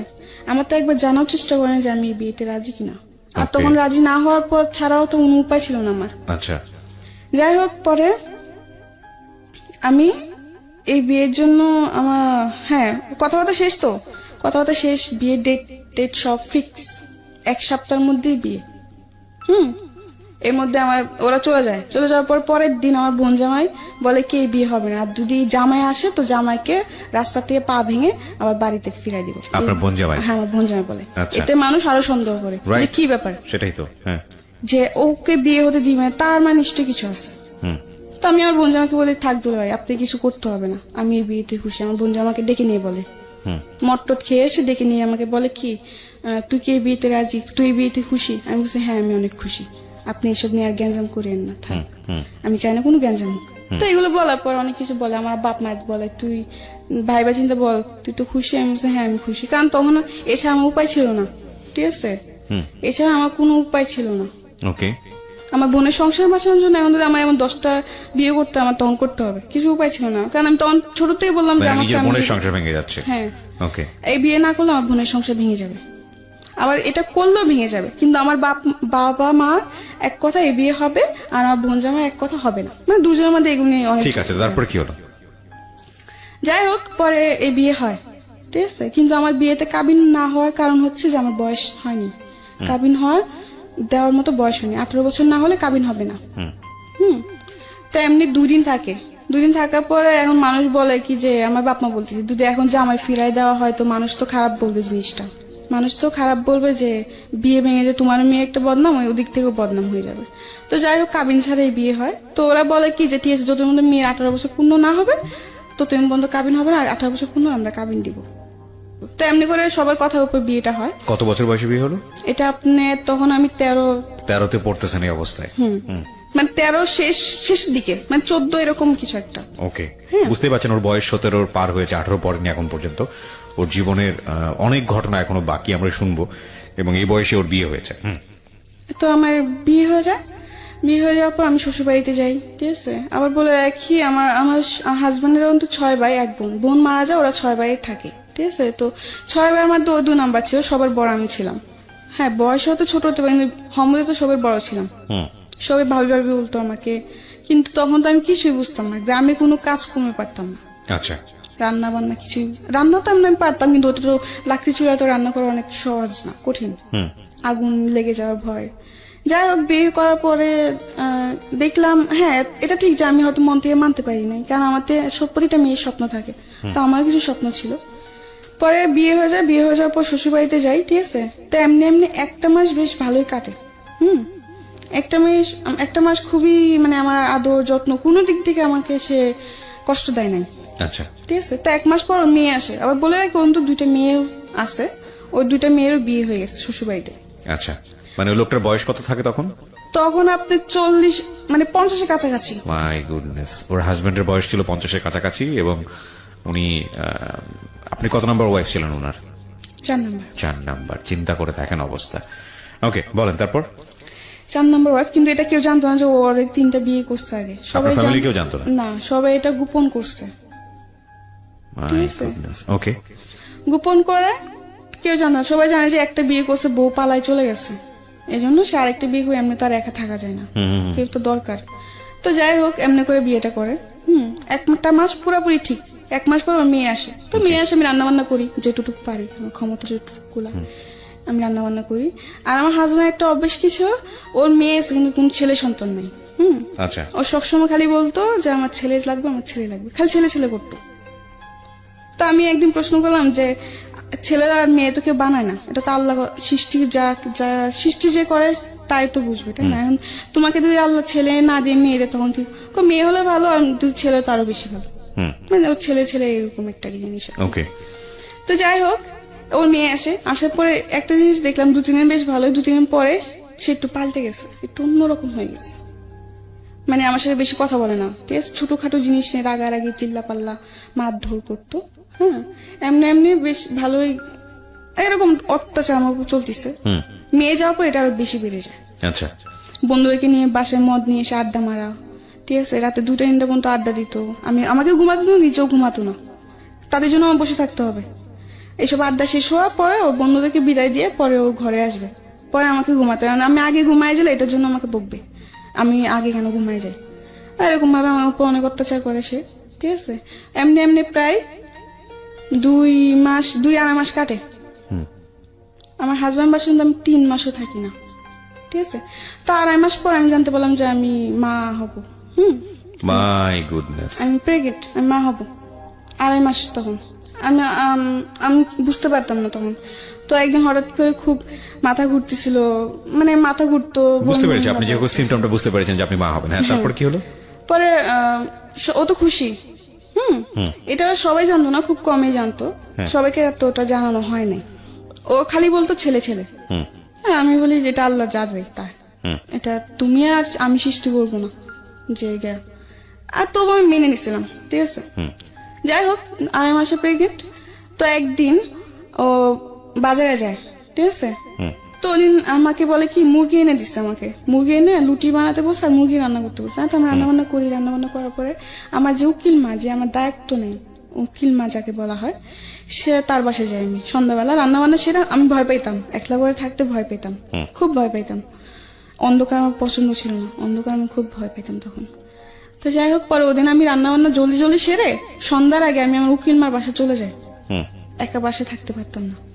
যাওয়ার পরে ওদিন ও যাদের সাথে কাজ করতো একটা লোক আসে। আসার পর অনেক কিছু বলার পর এগুলো ও শুনে, ঠিক আছে। শোনার পরেও ও আসে। আসার পর আমাকে বলে, তুমি এখানে বসে বাসাতে বের না হতে। উকিল মা বলে? না, আমার হাজবেন্ড বলে, বাজার থেকে এসে আমাকে বলে তোমাকে বলছে কোথাও না যেতে, কারোর সাথে কথা বলতে দিত না, আবার কারোর সাথে দেখা করতে আমাকে দিত না। সে মানে বলতো খালি ঘরে থাকবা চুপচাপ, কারোর সাথে বেশি কথা বলবো না। তার কারণ তার থেকে মনে হতো কি যে আমাকে হয়তো কেউ যুক্তি দিবে, কুবুদ্ধি দিবে, এই সেই হয় না বাচ্চা নষ্ট করার জন্য কুবুদ্ধি দিবে, এগুলো ভাবতো সে। ওকে, তো ঠিক আছে, এমনি কাটতে থাকলো। এর মধ্যে সে অত্যাচার করে আমাকে, যেমন সবকিছু নিয়ে, খাবার নিয়ে, গোসল নিয়ে, রাত্রে ঘুমানো নিয়েও ডিস্টার্ব করে। মানে ডিস্টার্ব বলতে কি, অত্যাচার করে, ছোটখাটো বিষয় নিয়ে জ্বালাতন। জি, মানে সবসময় একটা পুরুষ বাইরের দিকে মনোযোগ থাকতে হবে, সে ঘরের দিকে নয়। ঘরের দিকে কি মানে এই কাজটা কেন করো নাই, তুমি এটা কেন করতে পারো না। আমি বলছি আমার শরীরটা ভালো লাগে না, আমি করি না, আমি পরে করবো, এটা কেন বলছি, এটা নিয়েও সে গায়ে হাত তুলতো, এরকম আর কি।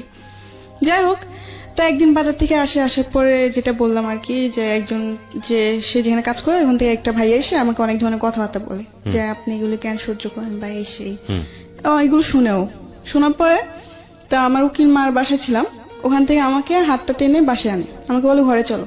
আচ্ছা আচ্ছা, তো আমি বলছি আচ্ছা ঠিক আছে চলো। এটা ঘরে আনার পরে বল খাবার দাও, বিছানার উপর বসেছিল, আমি খাবার দিয়েছি। ঠিক আছে, খাবার দেওয়ার পর দুইবার মুখে দিয়ে আমাকে বলতেছে ও কি বলে তোমাকে, কি বলতেছিল ওরা। আমি বলছি কি বলতে, তুমি কি জানো না, তুমি তো সব শুনছো, আমি তো জানি তুমি অনেক আগে আসছো, আমি টের পাইছি ও যে বাজার থেকে আসছে, আমি বুঝতে পারছি। আচ্ছা, কিন্তু এটাও অভিনয় করছে, আমি বুঝতে পারিনি। তাই আমি তো বলছি তুমি তো জানো, তুমি তো শুনছো কি আমাকে কি বলছে বা কি বলে নাই। হ্যাঁ আমি শুনছি, কিন্তু আমি আবার তোর মুখ থেকে শুনো। মানে তুই তাকে করতেছে, রেগে যাইতেছে। আর আমি মাঝে মাঝে মনে হয় যে ও একটু পাগল টাইপের, মানে এই ভালো আবার এই হঠাৎ করে খারাপ, মানে ওর কোনো মানসিক প্রবলেম আছে। Something beyond entertainment. Welcome. যেখানটা আমরা ছিলাম, যে হাজবেন্ড মূলত আপনাকে অনেক অত্যাচার করতো। হ্যাঁ, তারপর? হ্যাঁ, অত্যাচার করতো, মারধর করতো ছোটখাটো বিষয় নিয়ে। তৃতীয়ত হচ্ছে নেশা টেশা করতো, খুব মানে বাজে আচরণ করতো। যাই হোক, পর আমাকে বলে কি তোর মুখ থেকে আমি আবার শুনতো। আমি বলছি এক কথা বারবার বলতে আমার ভালো লাগে না, তুমি শুনছো আবার শুনে আবার কেন জিজ্ঞাসা করতেছো। হ্যাঁ, এটা বলার পর ও বাতে মানে খাবারের প্লেটটা ছুঁড়ে ফেলে দেয়। ছুঁড়ে ফেলে দিয়ে উঠে এসে আমার চুলে ধরে আমার গালটা চেপে ধরে বলে বলবি না তুই। আমি বলছি না, আমি বলবো না। তুমি একবার শুনছো, এখন আবার বলতেছো, আবার বলার জন্য। তুমি জানো না তুমি কি করো, তুমি যা করো তাই তো বলতেছিল। ও বলছে তাই নাকি, তো মানুষের যুক্তি নাস তুই। আমি বলছি মানুষের যুক্তি কেন নিব, মানুষ যেটা সত্যি সেটাই তো বলে।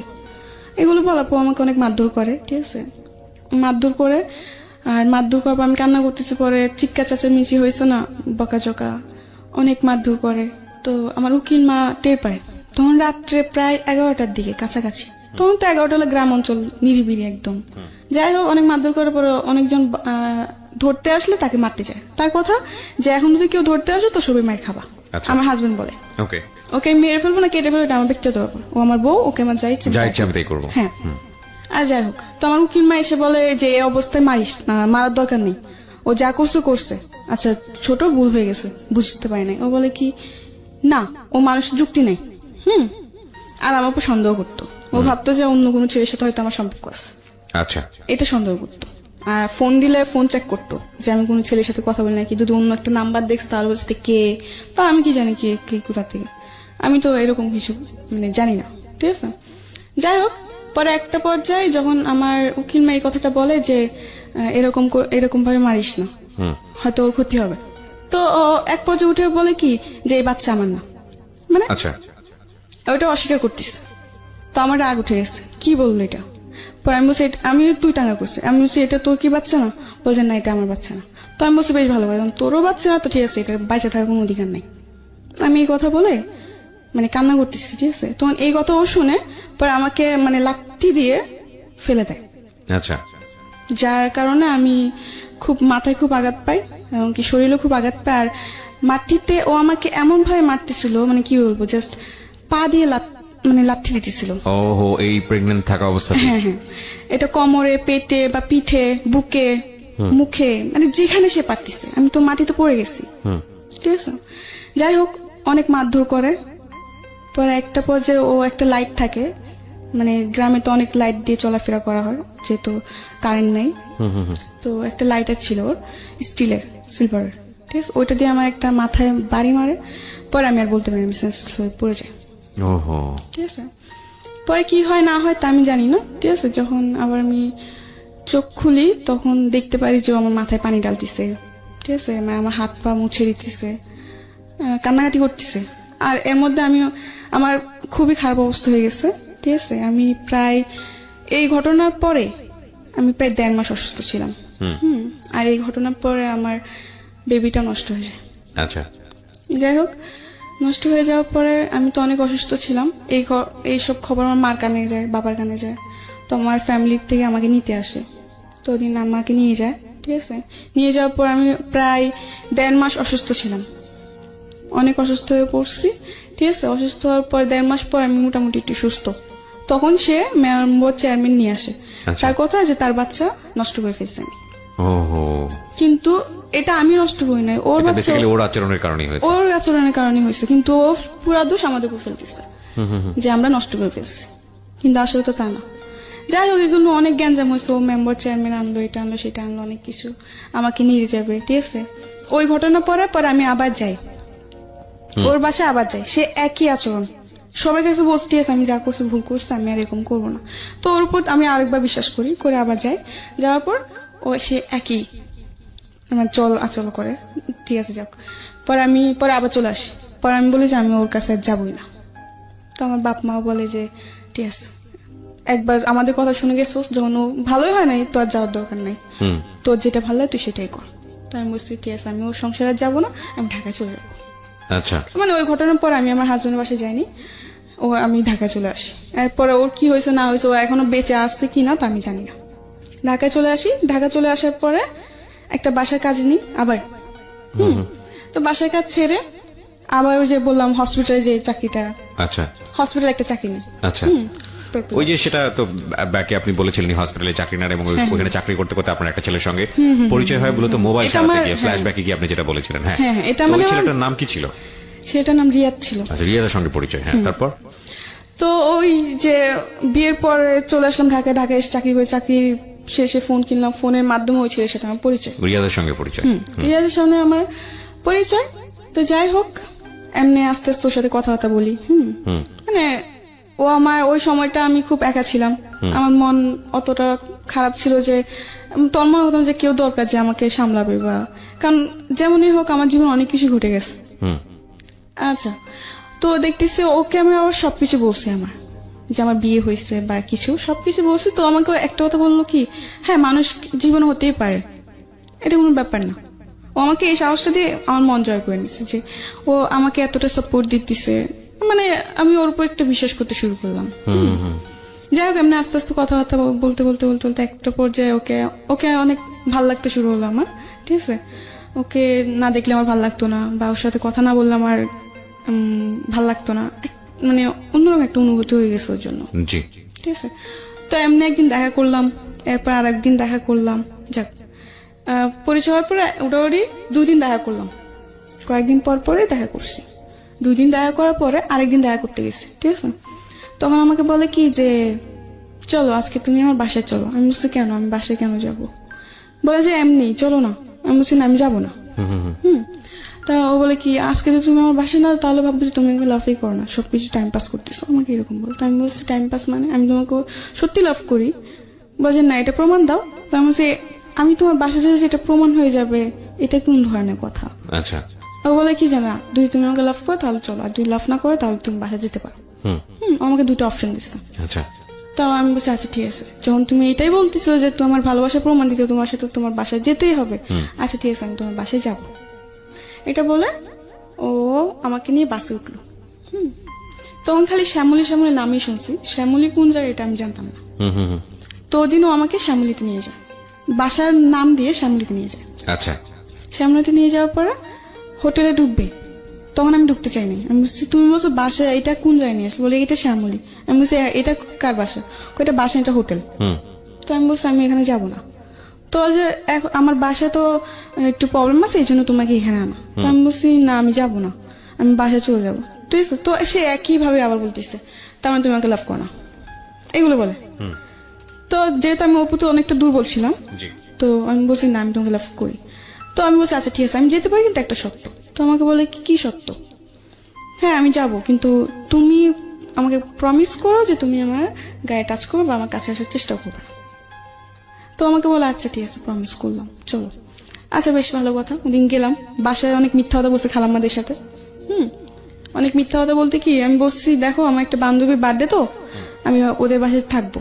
তো আমার খালাম্মা বলে কিসের বান্ধবী, আজ পর্যন্ত তো কোনদিন শুনি না এই কথা, আজকে হঠাৎ।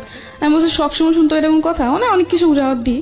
দেওয়ার পর বলে যে আচ্ছা ঠিক আছে। আমার খালাম্মা বলে, সকাল সকাল চলে আসিস, বেশি ইয়া করিস না, এরকম বলে। ঠিক আছে, তখন আমি বলি যে আচ্ছা ঠিক আছে। এটা বলে খালাম্মাদের ফোন দিয়ে বলে দিই। বলে দেওয়ার পর ওদিন আমি ওদিন সামলিতে যাই। যার পর আমাকে হোটেল নিয়ে উঠার পর একটা রুম বুকিং করে ও বিরিয়ানি আনায়, 7-Up আনার পর আমাকে ও নিজের হাতে বিরিয়ানি খাওয়া দিচ্ছে। আমি বলছি আমি খাবো। ও বলছে না আমি খাওয়াই দিই। ওদিন এত ভালোবাসা কোথা থেকে উতাল দিয়ে চলে আসছে আল্লাহ জানে। আমার নিজেরও খুব অবাক হইতেছিল ওদিন, যে ছেলে ঠিক মতো কথাও বলতো না এখন নাকি সে আমাকে ভাত খাওয়াই দিতেছে। বাহ ভালোই। আর যাই হোক, অনেক গল্প টল্প করছি। তখন রাত্রে 12টা 12:30 বাজে। আপনার হোটেলের গেট তালা মেরে ফেলে 10টা 10:30টার দিকে। ঢুকলেও নাকি বোরাই নিকারে ফটোকপি লাগে। তো আমরা যেদিন গেছি ওদিন কিছু লাগে নাই। ঠিক আছে, ওদিন জাস্ট একটা লোক আসছে, এসে কিছু নাম টাম নিয়ে একটা ফটো নিয়ে রুমটা বুকিং দিয়ে দেয়। ওকে, ঠিক আছে। আচ্ছা যাই হোক, খাওয়া দাওয়া সেরে আমরা গল্প টল্প করে টিভি দেখে, তো আমার ঘুম আসতেছে রাত্রে 12:30 1টা বাজে তখন। তো আমি বলছি আমি ঘুমাবো। তোমার যাচ্ছে ঠিক আছে ঘুমাবো। তো আমি বলছি তুমি ওই সাইডে ঘুম, আমি এই সাইডে ঘুমাই। এরকম ভাবে আর কি শুলাম। শোয়ার পর রাত্রে 2টা 2:30টার দিকে দেখলাম যে সে মানে তার মতলব বেশি ঠিক না। আপনি 2টা 2:30টার সময় একটা ছেলের সঙ্গে আপনি একই কক্ষে আছেন, এখানে মতলব ঠিক না হওয়া মানে ঠিক, তার মতলব শুধু দোষ দিচ্ছেন কেন? এটা তো দোষ না, আপনারও। কারণ আমি তো তাকে আগে থেকে বলে দিচ্ছি। ঠিক আছে, এখানে একটা পারসেপশনের ব্যাপার আছে। প্রথম কথা হচ্ছে যে আপনার বয়স অনেক অল্প, সেটা ঠিক আছে, কিন্তু আপনার অভিজ্ঞতার জায়গাটা তো অল্প না। এবং আপনি দেখেন, প্রথম থেকেই আমি একটা জিনিস আপনাকে খেয়াল করেছি, আপনার অনেস্টি। প্রত্যেকটা বাসায় আপনি গেছেন, নিজের পরিবারে থাকতে ভালো লাগে না, কাজের জন্য গেছেন, যেখানে আপনি দেখেছেন অন্যায় আচরণ হচ্ছে আপনি সেখান থেকে চলে আসছেন। চলে আসছেন তার মানে ধরে নিতে হচ্ছে আপনার ইন্টেনশন ভালো ছিল। কিন্তু আপনি এটাও খুব ভালো করে জানেন যে একটা ছেলের সঙ্গে কিভাবে মিশলে সেই ছেলেটা আপনার সুযোগ নিতে পারে, অবশ্যই জানেন। তো জানার পরে আপনি যখন তাকে এরকম একটা কক্ষে আপনি তাকে নিচ্ছেন এবং আপনারা একসাথে স্টে করবেন, সেখানে আপনি আশা করছেন যে সে আপনার সঙ্গে ঋষি পুরুষের মতো আচরণ করবে। এটা কি মানে অন্যায়? এটা একটা এটা নিজের জায়গা থেকে বোঝা রাখি ঠিক থাকলো? এটা তো আপনি না, এটা আমার বোঝার জায়গা থেকে ঠিক ছিল না দেখে তো আজকে এরকম। এক্স্যাক্টলি। সো আপনি এটাকে স্বীকার করতে হবে যে এটা আমার ভুল, এটা আমার ভুল। কিন্তু ওদিন আমি যে ওকে ওখান থেকে যে আমি ওর সাথে ঝগড়া করে বের হয়ে আসবো, এমনও কোনো পথ আমার ছিল না। যদি ওরকম যদি থাকতো আমি ওদিন সত্যি বের হয়ে আসতাম। ওকে, রাতে 2টা 2:30 তখন আমি না পাবো গাড়ি না। আপনি একই সঙ্গে একটা রুমের মধ্যে আছেন। হ্যাঁ, না ও আমার বিশ্বাসটা অর্জন করছে। ঠিক আছে, আমি মনে করি যে সবাই তার পৃথিবীতে খারাপ না, কেউ তো ভালো আছে। ঠিক আছে, বলেন তারপর। আপনার এরকম জায়গাতে যাওয়াটাই উচিত হয়নি, এখানে গিয়ে আমার এরকম যাওয়াটা উচিত হয়নি। এটা আমি অপরাধ, নিজেকে দোষারোপ করি যে আমার একটা মিস্টেকের কারণে এরকম হয়েছে। ঠিক আছে, এটা আমি নিজেকে দোষারোপ দিই, এটা আমার দোষ, এটা কারো দোষ না। যাই হোক, পরে গেলাম, ও আমার সাথে অনেক খারাপ আচরণ করে। ঠিক আছে, মানে ওর সাথে আমার কি বলবো। ঠিক আছে, আমরা বুঝতে পেরেছি বিষয়টা। তারপর আচ্ছা যাই হোক, পরে ওদিন সকালে আমি খুব কান্নাকাটি করলাম যে তোমার উপর আমি এত বিশ্বাস করলাম আর তুমি এমন একটা কাজ করতে পারলা কি করে। বলে কি যে এটা তো স্বাভাবিক, এটা তো কিছু না, আর আমি তোমাকে লাভ করি, এমনকি তোমাকে বিয়ে করবো। আমাকে অনেক কিছু দিয়ে মানে আমার কান্না থামায়। তো ও আবার আমার খালাম্মাদের সাথে দেখাও করতে আসছে। আমার খালাম্মা অসুস্থ ছিল তো দেখা করতে আসছে। মানে অনেক কিছু ওদিন অনেক কিছু বুঝ দিল। ঠিক আছে, পরে ওরা অনেক কিছু কাজ করলো যেটা দেখে ওর প্রতি একটু আমি বিশ্বাস হয়ে গেছিল যে না, ও যা করছে মানলাম ভুল করছে, হয়তো আমারও কিছু অপরাধ ছিল তার জন্য এরকম হয়েছে। কিন্তু এখন তো আমাকে ছাড়ে নেই, ও তো এখনো আমার সাথে আছে, এবং কি আমরা বিয়েও করবো। আমি বেশ ভালোই। তাই আমরা দেখা যাচ্ছে কয়েকদিন পর পরে আমাদের যাওয়া হতো। ঠিক আছে, ও আমাকে 2 দিন আগে জানাই দিত, আমি ওরকম ভাবে বাসার থেকে তৈরি হয়ে চলে যেতাম। আচ্ছা, এরকম উড়াউড়ি অনেকদিন চলতে থাকলো। ঠিক আছে, চলার পরে একটা পর্যায়ে আমার খালাম্মারা সন্দেহ করতে শুরু করে যে আসলে তুই কোথায় যাস, কার সাথে যাস। এরপর আপনার রেগুলার এটা মেইনটেইন করতে? হ্যাঁ, রেগুলার বলতে ধরেন মাসে 2-3 বার এটা হতোই। আর যাই হোক, পরে আমার খালাম্মারা বকাঝকা করে যে তুই তো আগে এরকম কোনোদিন এরকম করিস না, তাহলে এখন কেন করতেছিস। তো আমি বললাম যে এমনি, অনেক কিছু বলে। পরে আমার খালাম্মা আমার সাথে ঝগড়া করে আমাকে এমনকি মারতেও আসে। যখন ওই ছেলের ব্যাপারে জানতে পারলো, কিন্তু এইসব সম্পর্কের ব্যাপারে ছেলের সাথে এটা জানতো না, কিন্তু এটা জানতো যে ওই ছেলের সাথে আমি কথা বলি। তো একটা পর্যায়ে আমার ফ্যামিলি যখন জানতে পারে, মানে আমার খালাম্মারা, যেমন আমার মামাতো ভাই, চাচা চাচা চাচা নাই, আমার জ্যাঠা আছে, যাই হোক, আমার খালাতো ভাই, ওরা যখন জানতে পারে তখন আমাকে একটা কথা বলছে যে ওই ছেলে ভালো না, তো ওই ছেলের সাথে কথা বলিস না, জীবনে তো অনেক কিছুই করছোস, অনেক কষ্ট তো দেখছোস, এখন আর ওর সাথে মিশিস না, ওর তো জীবনে ধ্বংস করে দিব। আমাকে এইসব কথা আমি জানা না, ও এরকম কখনোই করবে না। আমি বিশ্বাস ছিল, ঠিক আছে। ও আমার খালাম্মাদের সাথে দেখা করতে আসে, তো ওদিন খালাম্মা দেখা করতে আসে, ফল ফ্রুট নিয়ে টিয়ে, অসুস্থ ছিলেন, আমার খালাম্মা হার্টের প্রবলেম ছিল, ডাক্তার গিয়েছিল, যাই হোক আসার পর আমার খালাম্মার সাথে কথাবার্তা বলে, তো আমার খালাম্মা একটা কথাই বলে যে ওই ছেলে ভালো না, তো ওর সাথে চলাফেরা করিস না, তো ওর সাথে দূরে চলে যা, মানে ওর থেকে তুই দূরে চলে যা, কারণ ও তোর জন্য ভালো ছেলে না, ওর মতলব অন্যরকম। আচ্ছা। আমার খালাম্মা বললো আর কি। তো আমি বিষয় কি যে বলো, তোমাদের সবই খারাপ হয়ে যায়, সবই তোমাদের জন্য খারাপ। তো আমার খালাম্মা বললো যে আজ তো বুঝতেছ না, কিন্তু একদিন বুঝবি ঠিকই, কিন্তু সেদিন বুঝে কোনো লাভ হবে না। তো আমার এইসব কথা বলার পর আমি কিছু বলি না, ঠিক আছে। তো যখনই ওর সাথে দেখতেছি যে আস্তে আস্তে ওর সাথে দেখা করাটা আমার বেশি বাড়তেছে, অতিরিক্ত। এটা মানে আমি যে এলাকায় থাকি ওই এলাকায় মানুষের নজরেও পড়তেছে, পড়ে গেছে। তো এতে অনেক মানুষ অনেক কিছু বলে আমার খালাম্মা দেখে, পরে ওসব নিয়ে আমার সাথে ঝগড়াঝাটি করে খালাম্মা। আচ্ছা। তো একটা পর্যায়ে এমন হয় যে ওদের চেহারাটা দেখলে আমার বিষয়ের মতো লাগতো, আমার খালাম্মা দেখে আমি সহ্য করতে পারতাম না, যে আমাকে ডাক দিত, শাসন করতো, এই জন্য। তো একটা পর্যায়ে আমি কি করে ওকে ফোন দিই, আমি বলি চলো আমরা রুম নিয়ে একসাথে থাকবো, আমরা রুম নিব, যেহেতু আমরা বিয়ে করবো, তো আমরা বিয়ে করে রুম নিয়ে নিই। বলছে আচ্ছা ঠিক আছে।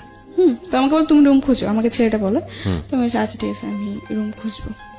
পরে আমি রুম খুঁজি, ঠিক আছে, রুম খুঁজতে খুঁজতে একটা রুম পাইলাম শেষ পর্যায়ে, 3,000 টাকা মানে ভাড়া। প্ল্যানিং করলেন আপনারা একসঙ্গে লিভ হ্যাঁ, টুগেদার আমরা করবেন। একসাথে থাকবো। তো রুম খুঁজে একটা রুম পেলাম, ওটার দাম ভাড়া হচ্ছে 3,000। আমরা এমন একটা সমাজে বসবাস করি, এটা অবশ্যই অস্বীকার করার মতো নয়। আমাদের সংস্কৃতি বলেন, আমাদের ধর্মীয় কৃষ্টি কালচার বলেন, যেহেতু আমরা প্রায় 95%, 95% হচ্ছে না, 92%, 92% হচ্ছে মুসলিম সংখ্যাগরিষ্ঠ দেশ। আমাদের ধর্ম, আমাদের সংস্কৃতি, আমাদের সামাজিকতা কোনো কিছুই এই ধরনের স্টে বা একই সঙ্গে থাকা বা কনজুগাল লাইফ বা লিভ টুগেদার এটা সমর্থন করে না। এখন কথা হচ্ছে পাশ্চাত্যে আছে, পাশ্চাত্যের সংস্কৃতি দ্বারা আমরা প্রভাবিত হচ্ছি, অনেক ডেসপারেট হয়ে যাচ্ছে ছেলেমেয়েরা আজকালকের এই ইন্টারনেট কমিউনিকেশনের যুগে। ব্যক্তি স্বাধীনতার উপরে প্রাধান্য দেওয়া হচ্ছে, কিন্তু সামাজিক রীতিনীতি বহির্ভূত কোনো আচরণই ব্যক্তি জীবনে আসলে কোনো ভালো রেজাল্ট বয়ে নিয়ে আসে না। কারণ যে সমাজে যেটার চল, আপনি যদি সেটার সাথে ম্যাচ করতে না পারেন, তাহলে সারাটা জীবনে আপনার সমাজের সঙ্গে যুদ্ধ করতে হবে। সেই যুদ্ধ আপনাকে কি দিবে জানি না। আপনি যদি খুব খ্যাপা হন, ঠিক আছে আমি যুদ্ধ করে যাবো, that's a different thing. But আপনি যদি হ্যাপি হতে চান, তাহলে যুদ্ধ করে কখনো হ্যাপি হওয়া যায় না। Something beyond entertainment. Welcome. ওকে, কথা না বাড়িয়ে বৃষ্টির কাছে আবারও ফিরছি। হ্যাঁ, বৃষ্টি তারপর পরে যাই হোক আমরা এরকম ডিসিশন নিই যে আমরা একসাথে থাকবো, ঠিক আছে। তো আমি রুম টুম দেখি, দেখার পরে রুম ব্যবস্থা হয়, তো আমি ফোন দিই। ফোন দেওয়ার পর বলছে যে বাড়িওয়ালা বলছে অ্যাডভান্স দিতে, আর তোমার বোনের ফটোকপি আর কাবিননামা চাইছে, এই কথা বলছে। তো এই কথা বলার পর বলছে আচ্ছা ঠিক আছে। তো আমি বলছি চলো আমরা বিয়ে করিনি, কাবিননামা তো দিতে হবে, তো কাবিননামা ছাড়া তো রুম দিবে না। এটা বলার পর বলে আচ্ছা ঠিক আছে, বলে কি আমি তোমার কালকে জানাইতেছি, এই কথা বলার পর আমাকে বলে কালকে জানাইতেছি, মাসের পুরো শেষের দিকে। আর আমি ওদিকে আমার খালাম্মা দিকে বলছি যে আমি তোমাদের সাথে থাকবো না। এই নিয়ে অনেক কিছু বলে যে কোথায় যাবি, দেখ পৃথিবীটা যত সহজ বল ততটা না, অনেক কঠিন এই পৃথিবী, এই সেই, কোথায় যাবে একটা মেয়ে, এই অনেক কিছু বলে। তো আমি বলছি তোমাদের এসব ভাবতে হবে না, আমার যা করে আমি তাই করুম। মানে অবাধ্য ছিলাম, কথার অবাধ্য ছিলাম। যাই হোক, পরে ও একদিন পর ফোন দিল আমাকে, ফোন দিয়ে আমাকে বললো যে সরি আমি রুম নিতে পারবো না, একটু প্রবলেম হয়ে গেছে, আমি ইমার্জেন্সি দেশে যেতে হবে। ওকে, মানে রিয়াদ আপনাকে এটা বললো? হ্যাঁ, ও আমাকে এটা বললো। তো আমি বললাম যে এটা তুমি কি বলতেছো, রুম নিতে পারবো না মানে? মাস শেষের দিকে আমি খালাম্মা দিকে বল দিছি যে আমি ওদের সাথে থাকবো না, এখন আমি কোথায় যাব? এছাড়া তো আমার কোনো জায়গা চিনা জানা নেই, ঠিক আছে। তো এসব বলার পর আমার জিনিসটা অনেক খারাপ লাগলো, যার জন্য আমি এত কিছু করলাম, এত স্যাক্রিফাইস করতেছি, সে কিনা বলে এরকম কিছু। অনেক রাগ উঠছে ওর উপর আমার। রাগে আমি ওর ফোন নাম্বারটা ডিলিট করে দিছি। দিয়ে আমার একটা মামাতো বোন ছিল, বলে রাখি আমার মামাতো বোন ওর আব্বু আম্মু আসার আগে আমার খালাম্মার সাথে 3 মাস ছিল, তার মানে আমার সাথে খুবই একটা বোনের থেকে বেশি বান্ধবী ছিল, ঠিক আছে। আমরা যখনই যেতাম একসাথে যেতাম ঘুরতে টুরতে, আর ও আমার ব্যাপারে সব জানতো। আমার রিয়াদের সাথে যে আমার এরকম সম্পর্ক এটাও ও জানতো, ঠিক আছে। তো আমাকে অনেক সাবধান করছিল, কিন্তু আমি মানি নাই। যাই হোক, পরে একটা পর্যায়ে ও না করে দেয়, ও রুম নিবে না। তখন আমার মাথা চিন্তা ঢুকে গেছে যে ও রুম নিবে না, তাহলে আমি কি করবো, কোথায় যাব? আমি তো তেমন কিছু চিনিও না। আচ্ছা যাই হোক, পরে আমার ওই মামাতো বোনটাকে ফোন দিই। ফোন দেওয়ার পর বলি যে দেখ এরকম এরকম, তুই আমার জন্য একটা চাকরি ব্যবস্থা আর থাকা খাওয়ার জায়গা ব্যবস্থা কর। তো বলছে আচ্ছা ঠিক আছে, সমস্যা নেই, আমি করতেছি। ও 2-1 দিনের মধ্যে একটা ব্যবস্থা করছে একটা মেয়ের সাথে। মেয়েটার নাম হচ্ছে আপনার সুবর্ণা। দেখতে অনেক সুন্দর ছিল, খাটো খুটো, বেশ ভালোই ছিল। ওকে, তো ওই মেয়েটার সাথে আমার থাকা খাওয়ার ব্যবস্থা করছে আমার মামাতো বোন। করার পর আমি বলছি আচ্ছা ঠিক আছে, তো আমি যাই। আমার খালাম্মাদের কাছ থেকে বিদায় নিয়ে চলে যাই আমি। যাওয়ার পরে ওখানে আমাকে নিয়ে যায় ওই রুমে, ঠিক আছে। তো রুমে গেলাম 1-2 দিন, বেশ ভালোই। পরে জানতে পারলাম যে, আরেকটা কথা বলে রাখি, আমার মামাতো বোনকে দিয়ে একটা ছেলের সাথে আমার পরিচয় হওয়ার পরে ওই ছেলে আর আমার মামাতো বোন আমাকে নিতে আসছে। আমি মোহাম্মদপুর লাগাত গেছি, ওখান থেকে ওরা আমাকে চরে নিয়ে যাবে, কারবাঙ্গি চরে। তো ওখান থেকে ওরা আমাকে নিয়ে যায়, চরে নিয়ে যায় ওই বান্ধবী বাসায়। আমার মামাতো বোনের বান্ধবী বলে পরিচয় দিচ্ছে, তো আমারও তো বান্ধবী হয়। আচ্ছা যাই হোক, গেলাম। যাওয়ার পর 1-2 দিন বেশ ভালোই। পরে জানতে পারলাম যে ওই ছেলেকে সুবর্ণা হাজবেন্ড বলে পরিচয় দিয়ে এই রুমটা নিছে। মানে আসলে তো ওরা হাজবেন্ড ওয়াইফ না, মিথ্যা কথা দিয়ে নিছে রুমটা, মিথ্যা কথা বলে নিয়ে পরে। কিন্তু হাজবেন্ড একজনকে বানাইছে, কিন্তু রাত্রে এসে থাকে আরেকজন, সুবর্ণা বয়ফ্রেন্ড থাকে। ওকে, সুবর্ণার বয়ফ্রেন্ড থাকে। সুবর্ণার বয়ফ্রেন্ড প্রতিদিন রাত্রে চলে আসে, 11টা-12টার দিকে চলে আসে। ওরা সারা রাত জায়গা থাকে আর আপনার সারাদিন ঘুমায়। সুবর্ণা আবার এসব মানে এসব কাজ করতো সে। তো দেখা যাচ্ছে 1-2 দিন যাওয়ার পর দেখতে পারলাম একটা জিনিস, লক্ষ্য করলাম যে ও রাতে 2টা নয় 3টা নয় বাসাতে বের হতেছে, আবার বাসায় আসতেছে, ঠিক আছে। কোনো চাকরি করে না, কিন্তু অথচ ওদের কাছে টাকার কোনো অভাব নাই। ওকে, এটা আপনি নোটিস করলেন নিজে নিজে? হ্যাঁ। তো একটা পর্যায়ে আমরা দেখতে দেখতে প্রায় অনেক দিন কেটে গেল, 10 দিনের মতো এরকম কাটছে। কাটার পর আরেকটা জিনিস, সুবর্ণা এবং সুবর্ণার বয়ফ্রেন্ড একটু অন্যরকম ছিল, একটু মানে কি বলবো, সবকিছু ওপেনলি। কিন্তু হ্যাঁ, ও মানে সুবর্ণা এটার জন্য কোনোদিন ওকে বাধা দেয় নাই, ঠিক আছে। কারণ হাজার হোক, সে আমার প্রেমিকা হোক বা আমার হাজবেন্ড হোক, আমার চোখের সামনে অন্য কোনো মেয়ের ব্যাপারে কথা বললে এটা আমি সহ্য করবো? অবশ্যই না। কিন্তু সুবর্ণা এরকম ছিল না। সুবর্ণা আরো উৎসাহিত দিত ওকে যে তুমি করতে পারো, সমস্যা নেই। ওকে, এরকম করতো, ঠিক আছে। তো এরকম কাটতে থাকে, এগুলো আমার ভালো লাগতো না। যে কি এসব কি, মানে কোনো কিছু মানে নিয়ম কারণ নাই, যখন ইচ্ছা এগুলো কি হচ্ছে, মানে আমার ভালো লাগতো না। হ্যাঁ, তো আমি অনেক ঝগড়াঝাটি করি, ঠিক আছে। ঝগড়াঝাটি করার পর আমি প্রায় 10 দিন ভাত খাইনি রাগি না খেয়ে। ওই যে বললাম যে ওই যে ছেলেটার সাথে আমার পরিচয় হয়েছে ওদের ধারাতে, ওকে ফোন দিই, যাকে সুবর্ণা হাজবেন্ড বানাইছে। ওকে ফোন দেওয়ার পর বলি যে আমি ভাত খাইনি, আমার ক্ষুধা লাগছে, আমার জন্য খাবার নিয়ে এসো। তো আমার জন্য খাবার টাবার নিয়ে আসতো, ঠিক আছে। নিয়ে আসার পরে এমনি করে কাটতে থাকলো, কয়েকদিন কাটলো, 5-6 দিন হয়ে গেল, ঠিক আছে।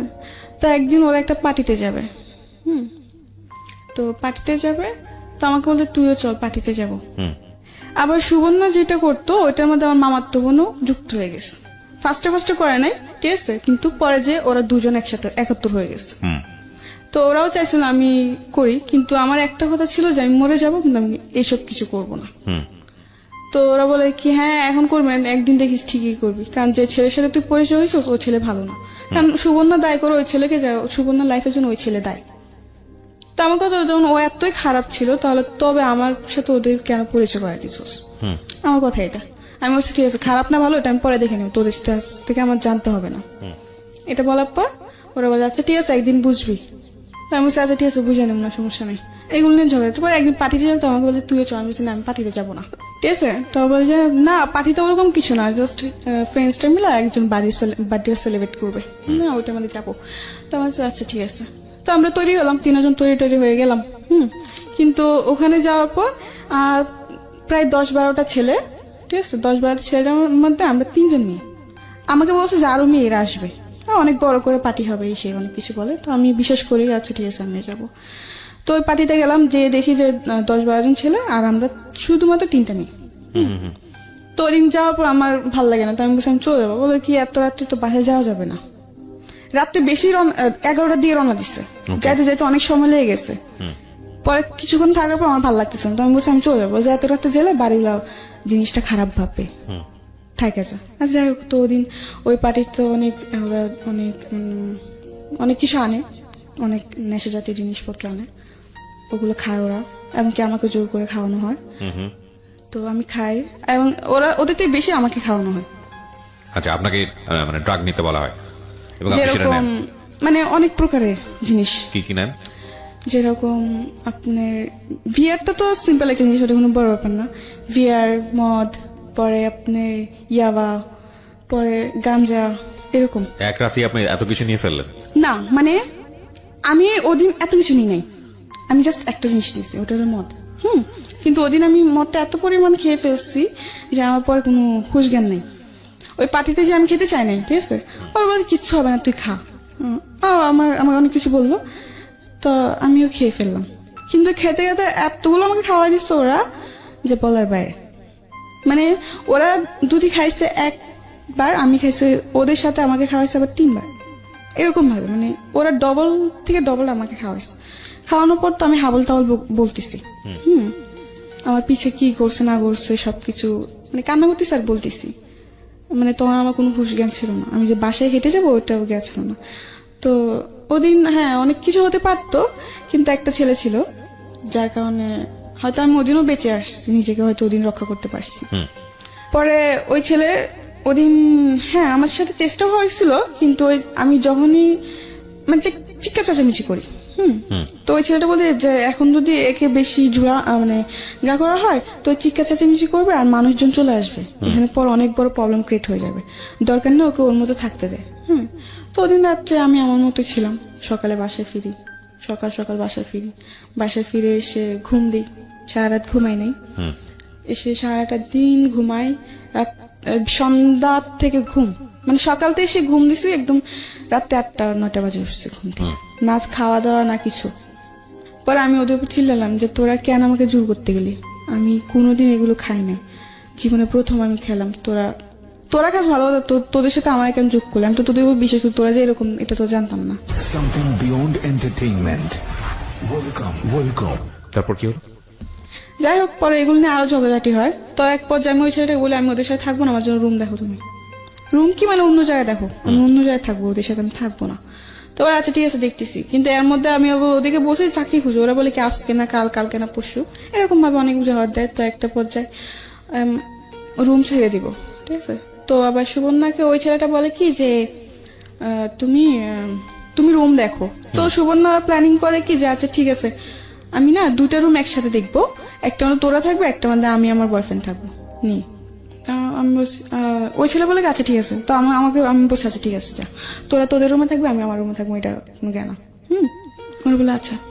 তো এমনি করে একটা পর্যায়ে ওরা রুম দেখে, রুমে অ্যাডভান্স দেয়, জিনিসপত্র নিয়ে চলে যায়, ঠিক আছে। আমাকে ওদিন ওই বাসায় একা রেখে যায়, মানে ওরা জিনিসপত্র নিয়ে চলে যায়, বাড়িগুলোকে পুরো ভাড়া দেওয়া হয় নাই, না দিয়ে ওরা রাত্রে 12টা বাজে সব জিনিসপত্র গুছিয়ে নিয়ে চলে গেছে। আমাকে বলে কি যে আমি আবার আসবো, আমরা জিনিসপত্র রেখে সেট করে পরে তোকে আবার নিতে আসবো, এটা বলে ওরা চলে যায়। 12টা গেল, 2টা গেল, 3টা বাজে আমি ফোন দিচ্ছি, কি রে তোরা কই 3টা বাজে এখনো আসলি না আমাকে নিতে, আমি তো একা একা বসে আছি, খাওয়া দাওয়া করি নাই। ও বলে কি দেখ অনেক রাত হয়ে গেছে যে আসি নাই, হ্যাঁ তুই ঘুমায়, অনেক কিছু বলে। পরে সকাল হয়েছে, আমাকে সকালে বলে কি সকাল ভোরে রওনা দেবে, কেন যেন কেউ দেখতে না পারে। আমি বলছি কেন, আমি কি ডাকাতি করবো না, চুরি করবো না, আমাকে কেউ দেখতে পারবো না, আমি এই কথা বলি। তো বলে কি না ওরকম কিছু নয়, এমনি বসে যেমনি বসে এমনি আয় চুপচাপ। আমি আচ্ছা ঠিক আছে। তো আমি আমার জিনিসপত্র নিয়ে একটা রিক্সা নিয়ে চলে যাই, যেন কেউ না দেখতে পারে, চুপটি করে চলে যায়।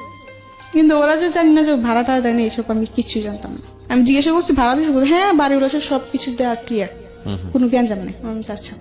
যাই হোক, পরে একটা রিক্সা নিয়ে আমাকে বলে এমন জায়গায়, তো আমি এমন জায়গায় গেছি, যাওয়ার পর ফোন দিচ্ছি, ফোন দিয়ে বলে আসতেছি, এটা বলার পর বলে 2-3বার ফোন দিচ্ছি, দেওয়ার পর আসতেছে বলে আর আসে না।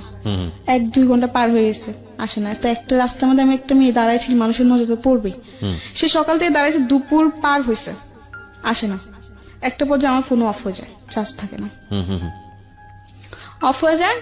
তখন ও আসে না। পরে একটা চাচা দেখে বললো কি ব্যাপার তোমাকে সকাল থেকে দেখেন দাঁড়াইছে, চলো আমার বাসায় চলো, তুমি যখন তোমার কেউ না আসবে তখন তুমি আমার বাসায় থাকো, রাস্তায় দাঁড়ালে মানুষ খারাপ বলবে। তাই আমি বলছি আচ্ছা ঠিক আছে। ও চাচা আবার জিজ্ঞেস কার বাসায়, তখন আমি একটা মিথ্যা কথা বলছি যে আমার ভাবির বাসায় আসছি, দেশের থেকে আমি আমার ভাবির বাসায় আসছি, আমি আমার ভাবির বাসায় চিনি না, আমার ভাইয়া নিতে আসবে, এটা বলছি। কি বলবো, তখন তো আর কিছু বলার ছিল না। যাই হোক, পরে বলছে ঠিক আছে, তোমার ভাবি ভাইয়া আসার আগে তুমি আস্তে আস্তে তুমি আমার বাসায় থাকো। যাই হোক, এরকম ভাবে চলতে থাকে, ঠিক আছে। তো এরকম ভাবে চলতে চলতে একটা বছর আমি রুম নিই, ওই ছেলেটা আমাকে রুম নিয়ে দেয়। হ্যাঁ, রুম নিয়ে দেওয়ার পরে আমি রুমে থাকি, থাকতে থাকতে পরে ওই ছেলেটার সাথে মানে আমার একটা সম্পর্ক জড়ায় যায়। আমি একটা সম্পর্ক জড়ায় যায়, একটা পর্যায়ে ওই ছেলেটা মানে বেশ কয়েকদিন ভালোই ছিল, সবকিছুই ঠিক ছিল, ঠিক আছে। ঠিক থাকার পরে কয়েকদিন পর দেখি যে ও ফোন টোন দেয় না, রিসিভ করে না। এর মধ্যে আবার 3-3.5 টাকা দিয়ে ঘর নিছে। একটা পর্যায়ে ঘর ভাড়া চলে আসছে সামনে, তো আমি খুব চিন্তায় পড়ে গেছি, ঘর ভাড়া কোথায় দিয়ে দিব না দিব, মাথা নষ্ট পুরা। তো ওদিন আমাকে ও একটা ওর বন্ধুকে নাম্বার দেয় আমার, ওর বন্ধু আবার আমাকে একটা অফার দেয়, হ্যাঁ তুমি আসো, ঠিক আছে তুমি আসো, তুমি পরে এসে টাকা নিয়ে যাও। আচ্ছা। তো আমি ফার্স্ট বলছি মরে যাবো তবু করবো না, মানে একটা ওরকম ধরনের অফার দেয়। তো আমি বলছি না, আমি মরে যাবো কিন্তু আমি এরকম কিছু করবো না। তো বলছে না তোমার ইচ্ছা তো বাবা, এখন কি করবা তুমি, তোমার টাকা লাগবে, তোমাকে তো কেউ এমনি টাকা দিয়ে দিবে না। তো আমি বলছি যে না, তবু আমি এসব কিছু করবো না। তো বলে কি যে না দেখো তুমি ভাবে দেখো। পরে আমি যাইতে চাই না, পরে ওই ছেলে আমাকে ফোন দেয়, ফোন দিয়ে আমাকে অনেক কিছু বলে। তো আমি ওর অনেক ধরনের প্রশ্ন করি, করার পর ও প্রশ্ন উত্তরগুলো দেয়। দেওয়ার পর কেমন প্রশ্ন, যে আমি বলছি যদি আমি এরকম কিছু করি তাহলে কি তুমি আগের মতো আমাকে লাভ করবো, হ্যাঁ অবশ্যই করবো, এরকম কিছু একটা প্রশ্ন করি। তো এক পর্যায়ে অনেক ভাবনা চিন্তা করে আর কোনো উপায় পাইনি, কারণ তোমার না পারতেছি ফ্যামিলির কাছে চাইতে, না পারতেছি কোনো বন্ধু বান্ধবের কাছে হেল্প চাইতে। তো একটা পর্যায়ে আমি ওদের অফারে রাজি হই। তো দিন যাই, যাওয়ার পরে বিকাল 4টায় যাই, সকাল 7টা-8টার দিয়ে বের হই ওখান থেকে। টাকা নিয়ে এসে ঘর ভাড়া টর ভাড়া দিই। যাই হোক, পরে একটা পর্যায়ে এরকম হতে থাকলো, ঠিক আছে। তো একটা পর্যায়ে আমি ভাবি যে আমি এসব কিছু আর করবো না, ওকে, আমি চাকরি করব। কিন্তু একটা জিনিস কি, আমি যেখানে চাকরি করতে যাই সবাই সে একই রকম ব্যবহার, আমার আর ভাল লাগে না। একই রকম, আমি তো 10টা মেয়ের মতো একটা মেয়ে, তো 10টা মেয়েকে তোমরা এরকম বলে, তবে আমাকে কেন দেখো, মানে যেখানে যে আমার মানে শান্তি নেই। বুঝতে পেরেছি। ও কথাগুলো বুঝে নেবেন প্রিয় শ্রোতা, আসলে কি বলতে চাচ্ছে, ঠিক আছে। তো এগুলো অনেক মানে যেখানে যায় এখানে সে একই কাহিনী, ভাল লাগে না, ঠিক আছে। তাই এমনি করতে হতো, আমি যেখানে চাকরি নিয়ে এই একই প্রবলেমের কারণে আমার সবকিছু ছাড়তে হয়। কারণ আমার চেষ্টা যে আমি এসব কিছু করবো না, আমি এসব মধ্যে জড়াবো না, কিন্তু এগুলো আর হচ্ছে না, ঠিক আছে। তো একটা পর্যায়ে বিরক্ত হয়ে আমি ভাবি যে আমি আর চাকরি করবো না। তো আমি একটা বাসায় একটা মানুষের দ্বারাতে, ঠিক আছে, একটা বাসার পরিচয় একবার পরে বাড়িতে ফোন, আমার বাড়িতে তো আমার ফ্যামিলির সাথে খুব কম যোগাযোগ হয়, ঠিক আছে। বাড়িতে ফোন দিই, ফোন দেওয়ার পর জানতে পারি আম্মু খুব অসুস্থ, টাকা লাগবে।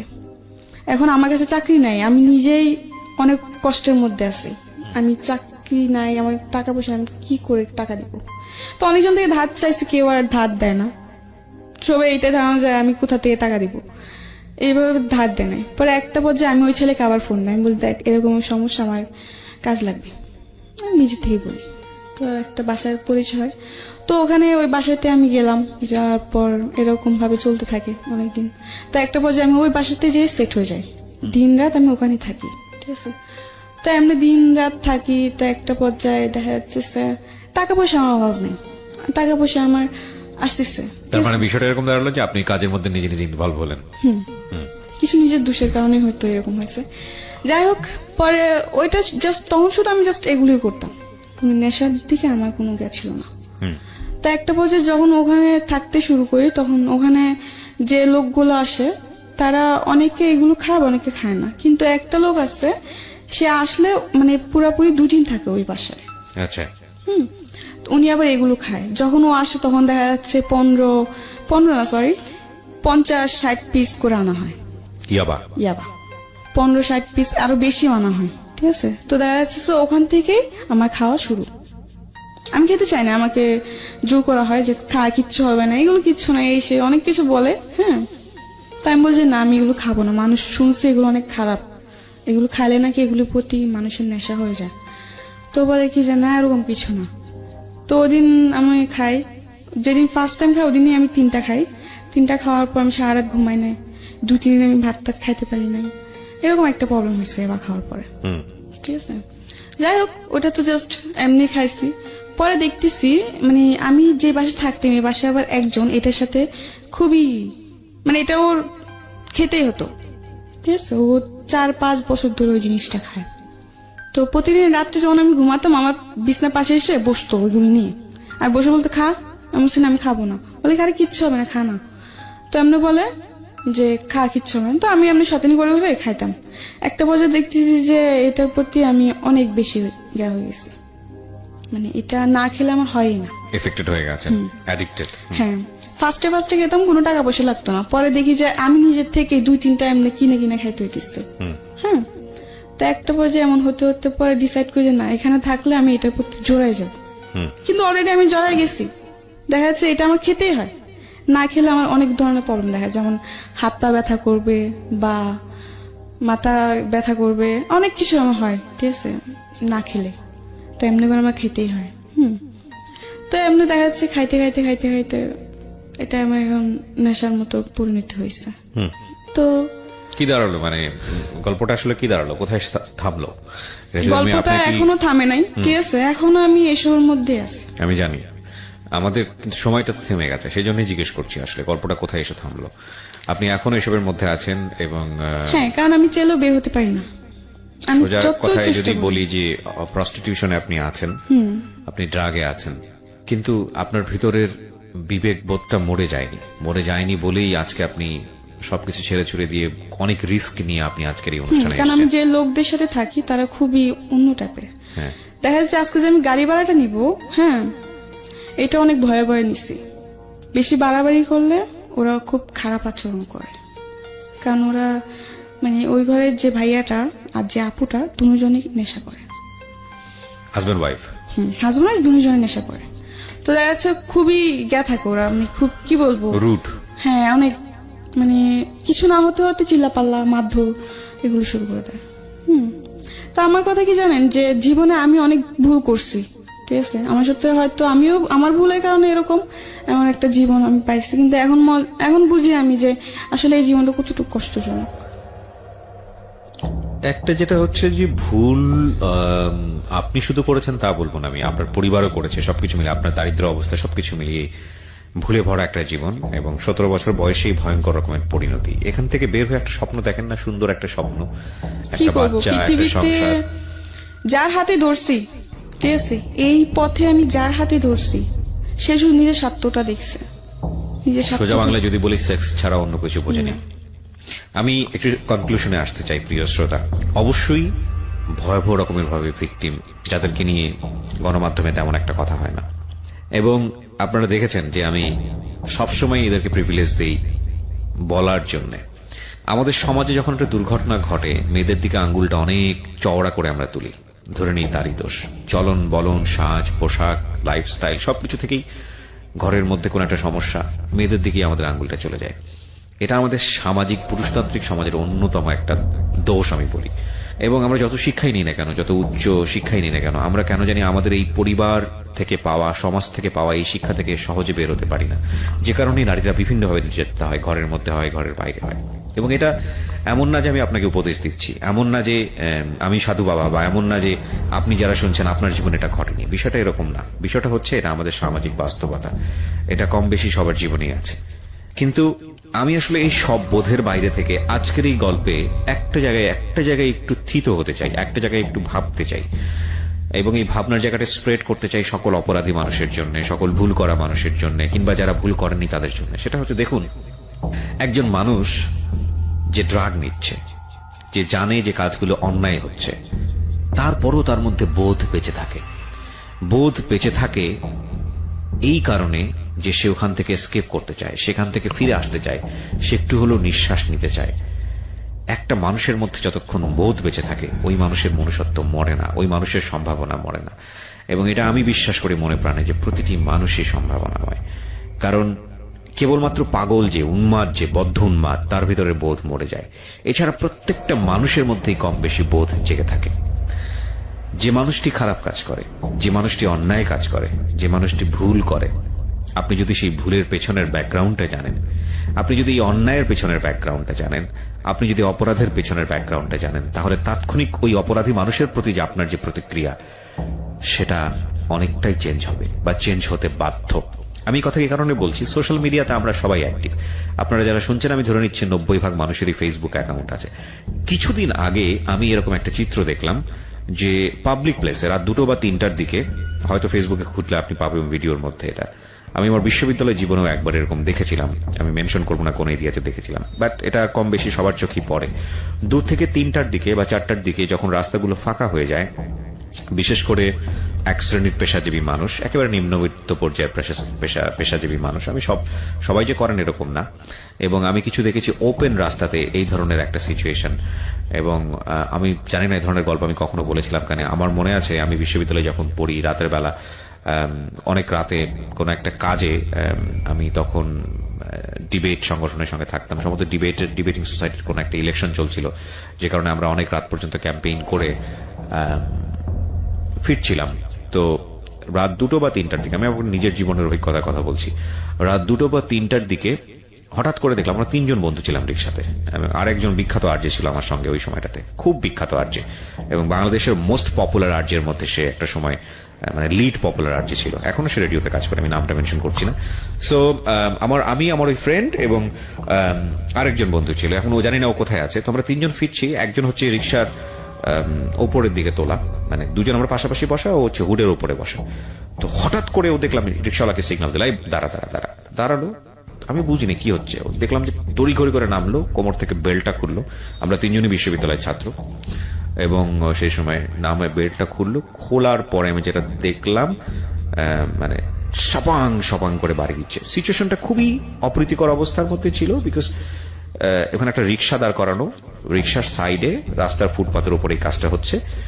রিক্সাওয়ালা উপর অবস্থায় ছিলেন, ভদ্রমহিলা নিচে ছিলেন, এবং বিলিভ করবেন না, আমি এক্সাম্পলটা এভাবে দিচ্ছি জাস্ট বিকজ অফ সিচুয়েশনটা বোঝানোর জন্য আপনাদেরকে। আমি বিকজ আমাদের সমাজে এটা খুব হয় একটা প্রাণীর প্রতি, কিন্তু আমি এটা মেনশন এভাবে করছি জাস্ট সিচুয়েশনটা বোঝানোর জন্য। অনেক সময় দেখবেন যে কুকুরকে যদি আমরা খুব জোরে বাড়ি মারি, কুকুর যে ঘেউটা করে ওঠে না, একদম হৃদয় বিদারক, মানে দুটো মানুষের মধ্য থেকে এরকম হৃদয় বিদারক, আই ডিডন্ট মেনশন বা আমি রেফার লাইক দে আর ডগ, নো, আমি সেটা বলছি না। আমি বলছি এটা যে তাদের আর্তচিৎকারটা এতটা ভয়ানক ছিল, এবং যে দিকে পারে দৌড়। আমি আমার জীবনে দেখাটা এরকম একটা প্রথম দৃশ্য। ও একটু পরে দেখলাম যে চোখ লাল করে ফিরে আসলো, ও এসে বলছে যে এরা বিশ্ববিদ্যালয়ের পরিবেশ নষ্ট করে ফেলছে, এদেরকে তো কঠিন শাস্তি দেওয়া উচিত। তো আমি আমার ওই বিখ্যাত আরজে যে বন্ধু ছিল, সে পাশেই বসেছিল, সে চুপ করে গেল, আমি চুপ করে থাকলাম। ঠিক 2 থেকে 3 মিনিট পর আমাদের কারো কোনো কথা নাই। তো ওই সময় আমার ওই ফ্রেন্ডটা ভোরের কাগজ পত্রিকায় কাজ করত, পাশাপাশি জার্নালিজম ডিপার্টমেন্টে পড়তো। তো আমি জানি না, মানে তোর সাথে তোমার তুই সম্পর্ক, তুই যদি শুনে থাকিস তুই হয়তো রিকল করতে পারবি, অথবা ভুলেও গেছিস। তো অনেকদিন যাবত যোগাযোগ নাই। তো বাই দ্য ওয়ে, ও আলটিমেটলি ওই যে গায়ে হাত তুলেছে তাকে বলছে যে তুমি নেক্সট টাইম কখনো আর এই কাজটা করবা না, আমার সামনে তো করবাই না, এবং নেক্সট টাইম আর কখনো করবো না। আমি দেখলাম মুহূর্তের মধ্যে ওর চোখটা লাল হয়ে গেছে এবং চোখের পানি ছলছল করছে। আমি বললাম কেন, মানে ওকে সিচুয়েশনটা আমাকে বল না, তুই একটা কাজ ঘটালি, আর একটা হচ্ছে যে মানে তোর এই অ্যাডভাইসটা কেন। তো বললো আমি আমার জীবনে একটা মেয়ের ইন্টারভিউ নিয়েছিলাম, সে ছিল শর্টদারনি, এবং এইসবের শর্টদারনি, এবং তার একটা ইন্টারভিউ নিয়েছিলাম আমি, এবং আমি জানি ব্যাকগ্রাউন্ডটা কি। আমি ব্যাকগ্রাউন্ডটা জানি বলেই আমি যখন ওই কাজটা করেছে তখন আমার এই গল্পটা মনে পড়ে গেছে। তুমি যদি এরকম ব্যাকগ্রাউন্ডটা জানো কোনো মানুষের, তুমি কখনো ওদের সাথে খারাপ আচরণ করতে পারবে না। আমি ডেফিনেটলি বলতেছি যে এই ধরনের ওপেন জায়গাতে এই কাজটা করা ঠিক হয়নি, কিন্তু কোনো অপরাধ তো অপরাধী, অন্যায় তো অন্যায়, সেটার তো একটা অ্যাঙ্গেল থাকবেই। কিন্তু অন্যায়ের শাস্তি যেন আরেকটা অপরাধ না হয়, অন্যায়ের শাস্তি যেন আরেকটা ভুল না হয়। কারণ আমি বারবারই একটা কথা বলি, জেল বলেন, ফাঁসি বলেন, জুলুম বলেন, এগুলো পৃথিবীর আদি থেকে আছে। এগুলো যদি আমাদের সমস্যার সমাধান করে দিত, হ্যাঁ ডেফিনেটলি এগুলো না থাকলে হয়তো সমাজের মধ্যে অনাচার বাড়তো, আমি অবশ্যই এটা বলতেছি, সামাজিক শেপ থাকতো না, অন্যায় অবিচার বেড়ে যেত, অফকোর্স আমি এগ্রি করি। কিন্তু এগুলোই যদি সমস্যার সমাধান করে দিতে পারতো, সমস্যা যদি একেবারে নির্মূল করে দিতে পারতো, তাহলে পৃথিবীর আদি থেকে যে জেল আছে সেই জেলের এতদিন প্রয়োজন থাকে কিভাবে? সেগুলো তো সমস্যার সমাধান হয়ে যাওয়ার কথা। মানুষ সভ্য হয় না কেন? এত শিক্ষা আমরা নিচ্ছি, এত আধুনিক হচ্ছি, সভ্য হয় না কেন? মানে আমি আমার জাস্ট পার্সোনাল থটগুলো আপনাদের সঙ্গে শেয়ার করছি, কারণ এগুলো আসলে কখনোই আমার কাছে মনে হয়, এটা আমার ব্যক্তিগত opinion, it's not a solution. কোনো মানুষকে শাস্তি দেওয়া ভুলের বিনিময়ে মারাত্মক শাস্তি দেয়া, অন্যায় দেয়া, ভাবে তাকে জোর করে শাস্তি দেয়া, এটা সলিউশন না। বরং সে অপরাধ কেন করে, তার এই যে ক্ষুদ্র বিবেকটা যেটা ঘুমন্ত অবস্থায় আছে, সেটাকে আরো বড় করে জাগিয়ে দেয়া, এমন ভাবে জ্বালিয়ে দেওয়া তার মধ্যে, যাতে সে আর কখনোই অপরাধের দিকে না যায়। এবং একটা মানুষকে, যখন একটা মানুষ ভুল করে, অন্যায় করে, সেই মানুষটাকে শাস্তি দিয়ে, ভয়ানক রকম ভাবে শাস্তি দিয়ে কখনোই তার বিবেককে জাগানো যায় না। এটা আমার বিলিফ। সো আজকের এই এপিসোডটা শোনার পরে অনেকেই এই মেয়েটাকে ইচড়ে পাকা বলবেন, অনেকেই গালিগালাজ করছেন, আমি ফেসবুকের কমেন্টসে দেখতে পাচ্ছি। আমি শুধু একটা কথাই বলবো, সিচুয়েশনাল ডিমান্ড খুব ভয়াবহ জিনিস। যদি পারেন এই মানুষগুলোকে নিজের অবস্থান থেকে সাহায্য করবেন। Do not hate them. ঘৃণা করে কোনো জিনিসের সমাধান হয় না। Do respect them. কারণ সৃষ্টিকর্তা এত অপরাধের পরেও যদি আমাদেরকে ক্ষমা করতে পারেন, এত অপরাধের পরেও যদি তিনি আমাদেরকে বাঁচিয়ে রাখতে পারেন, আমি আপনি তো তারই সৃষ্টি। সুতরাং কোনো অপরাধের প্রতি আপনার যেন কোনো অন্যায় আচরণ না হয়, সেদিকে খেয়াল রাখাটা জরুরি। আমি আজকের এই এপিসোডটা এখানেই শেষ করতে চাই। আমি জানি যে এই গল্পটা মধ্য দিয়ে এমন না যে এখানে প্রস্টিটিউশনের যে গল্পটা উঠে আসলো ব্যাকগ্রাউন্ডটা, সেটা শেষ হয়ে গেছে, আর কখনোই ধরনের গল্পটা আসবে না। আমি এটা বিশ্বাস করি না। তবে আমি এটা বিশ্বাস করি যে একজন মানুষও হয়তো বা আজকের এই এপিসোড শুনে পরিবর্তন হয়েছে, কিংবা তাদের প্রতি দৃষ্টিভঙ্গি পরিবর্তন করেছে। আপনারা সবাই অনেক ভালো থাকুন। আজকের মতো শুভরাত্রি।